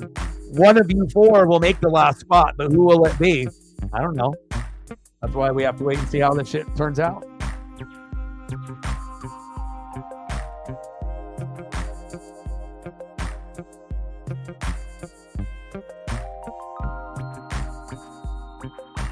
First down and 10. Shotgun set. Stroud. Floater. Any PI? Just kind of put up one hand and fell on the ground there. Second and 10. Yeah, injuries have just been so insane.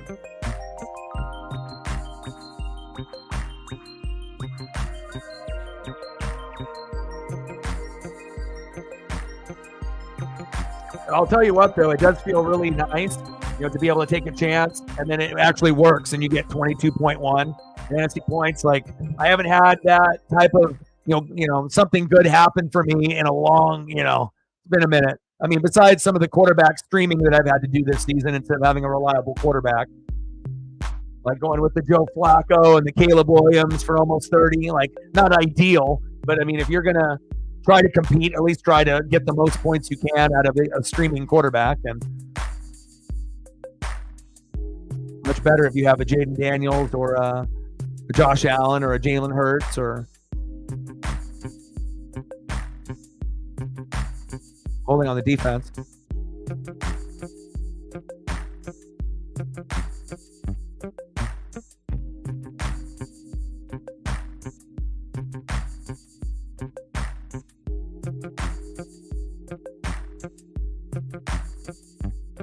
The whole 49er organization is injury prone. They have amazing players, but it's just, can they all stay healthy together all at the same time? If they can, then they can make it to the Super Bowl, and then more than likely they would lose, right? But if you don't have all the guys, then you're probably not even going to get to the NFC Championship game, let alone the playoffs. You could still be like a 500 team or slightly above 500, but there's limits. CJ throwing into the turf, incomplete. Yeah, I had him, and I started him one time when he was projected in high green, and it was supposed to be a good opportunity for 10 to 13, and he let me down. So it just kind of depends on the game flow of Dallas, and if Dak is able to get the ball, enough, or if it ends up being a Tolbert game, then you're good. But yeah, I used him once and it didn't work out, so I had to keep him for a couple of weeks and then I had to drop him. If he was able to get me that win and get me those points, he probably would still be on my roster today. But again, if you do me dirty and you don't produce, and I've just acquired you, I need you to give me that bare minimum 10 or more. And then if I put you in there over someone on my bench and you let me down, you're all, you got fired, bro. Hey, nice seeing you. Nice knowing you. I don't care if you've scored 10 to 18 5 weeks prior. It's like I need it, and that's how sometimes we let players go that way. You can always get another one. Yeah, hopefully Thomas plays for you. That's not ideal when you have to do a Tolbert or you're looking for that one guy on the wire to do to get you 10 to 20. No, Tom, you got comedy does back lunch. Yum, yum, yum, yum, yum. That's not Reddick and Williams. Reddick is like, I'm tired of being on the couch getting fined and not showing up, and maybe I should just play football and get paid and earn it.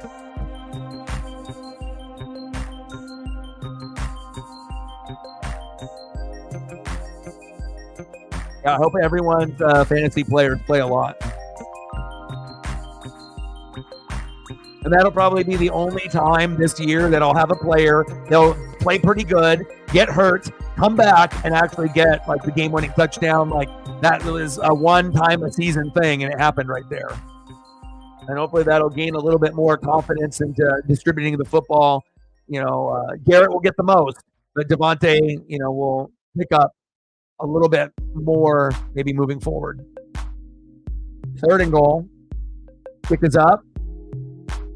And Kyrie Fairbairn is good. Is that 1 for 3? That's not good. Fairbairn's usually money, and he can kick 40, 50, 60. He's one of those guys that's got a kind of a pretty big leg, but it's unfortunate bad luck. But 2 more field goals puts him at 19. You're still losing by 2. But then if you're down 21-19 and then you have the ball to win, and then all you got to do is get a Fairbairn field goal for a win, then not only do you get the win, but Fairbairn has an amazing fantasy day. So 8 sack lunches is crazy.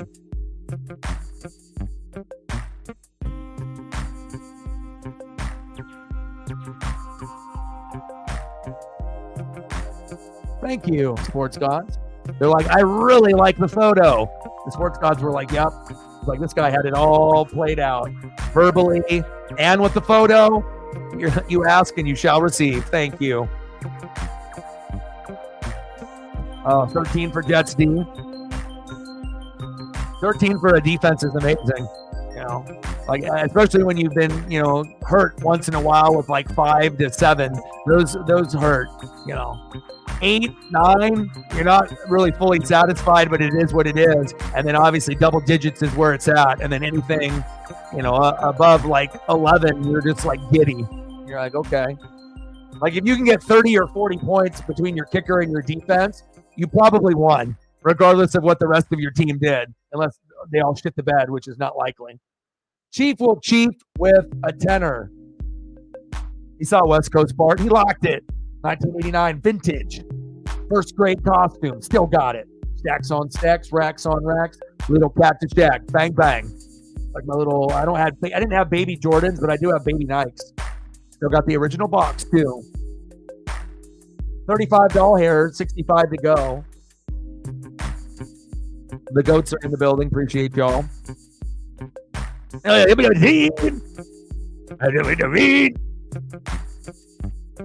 the Jets, the most desperate team, ended up winning the game. Texans lose, no big deal. Jets, again, if you don't want what you saw for the Yankees with that fan opening up the glove, trying to get the ball, you got to get the Giants and Jets some mental health wins. Otherwise, you get players and fans like that on your TV. So, first 3D passing game in the last 32 games. Second longest current streak. Now, you just get the ball to Devontae and Garrett and get a good chance to actually get 3 touchdowns in the air often.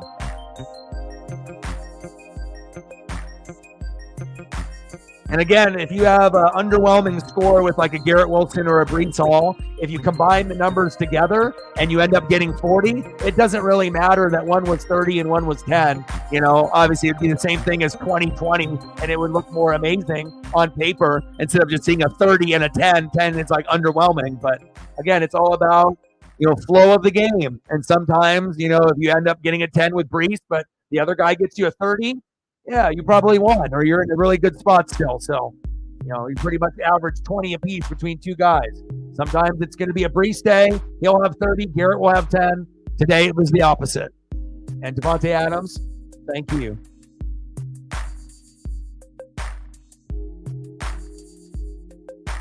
Anything I can do photo-wise for Chief, reflect anything that you guys want to be able to see here? 21-10, no. 21-13, Jets. And then I'm going to eat dinner, go on a long walk. And then tomorrow, I think we're going to have tomorrow off because I'm not even really sure if there's anything worth doing tomorrow. And then on Saturday, then I guess I have to choose between a WWE pay-per-view or the Ducks in Michigan. So I have to think about it. And then figure out which one. One's at 10 a.m. and the other one's at 12:30. So, and if I do one and not the other, it's not that I guess it just kind of depends on a couple factors. So,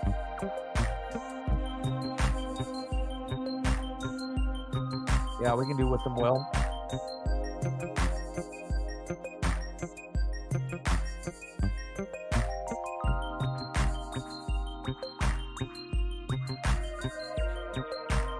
Thanks for not letting Devontae just sit there on the bench. I can start him, I can use him, and it can be at least something to look forward to on my horrible year. Sometimes people are just gonna, you have a plethora of options and whatnot, but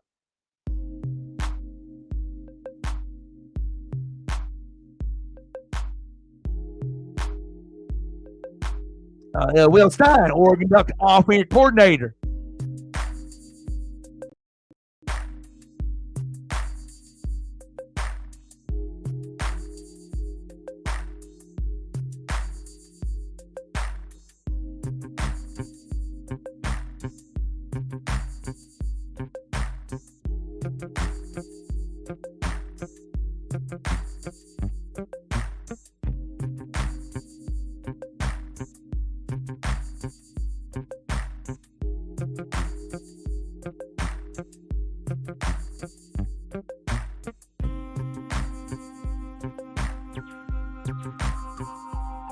Feels good. It's like the first time almost all year that I've been able to have that besides Cooper Kupp week 1, where it's like, yes, 20 points or more at wide receiver, especially when I'm used to getting it from like Jetta, Amon-Ra, Evans, and Keenan Allen last year. Like, it's so like foreign to me. Like, it almost felt like unreal. But I knew, by talking to the sports gods and, letting everyone know that we were going to get the big Devontae Adams play, and then it happened. That felt good. Sports Gods and NWSF, we're locked in.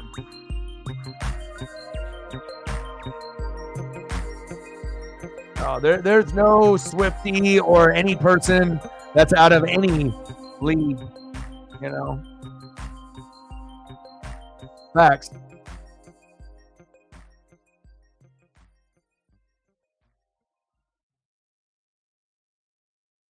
Fantasy points are fun to get. Joe Dirt.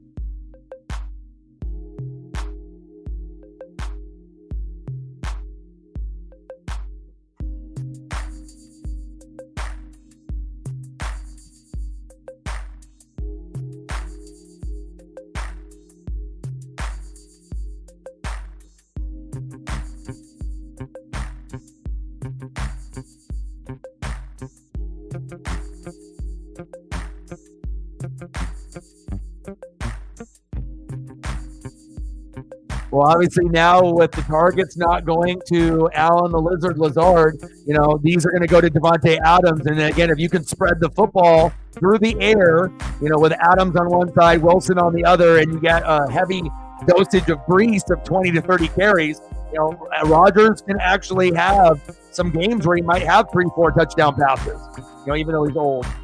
You got athletes out there.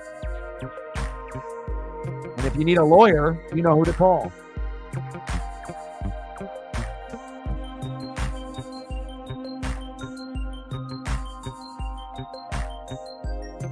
Oh, they absolutely will. Him and Cup, as long as they don't get healthy. And Puka's probably got a better chance to stay healthy than Cup, but obviously you can tell that Puka is the bell cow, and Cooper is now the 2.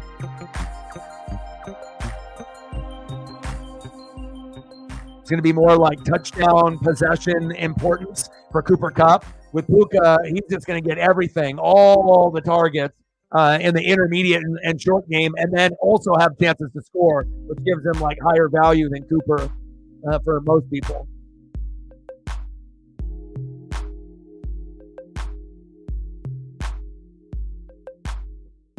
Yeah, I mean, since I don't have access to Mike Evans, my goal was to look at the offense. Lazard is out for the year, and if I feel that he can get a good amount of targets with Wilson, I would probably just go with Devontae as long as the matchups are good. That way I can run Devontae, Cooper Kupp, Josh Downs. So I figure that's, Joe Flacco will be the quarterback. Downs can get 20 points or more. That's like the ultimate flex when you got someone that's a lower name guy that puts up 20 to 30.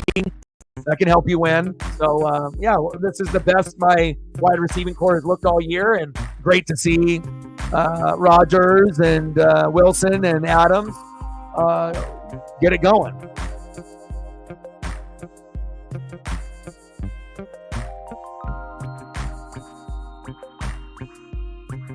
We'll throw Puka up. Puka.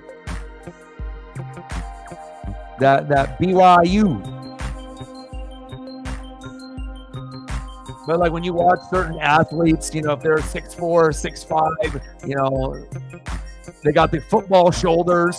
Like you just can kind of tell which guys are, beast mode, skinny receivers, short receivers, and then the receivers that are taller and more physical. And who has good yak yards? Luka's got the yak.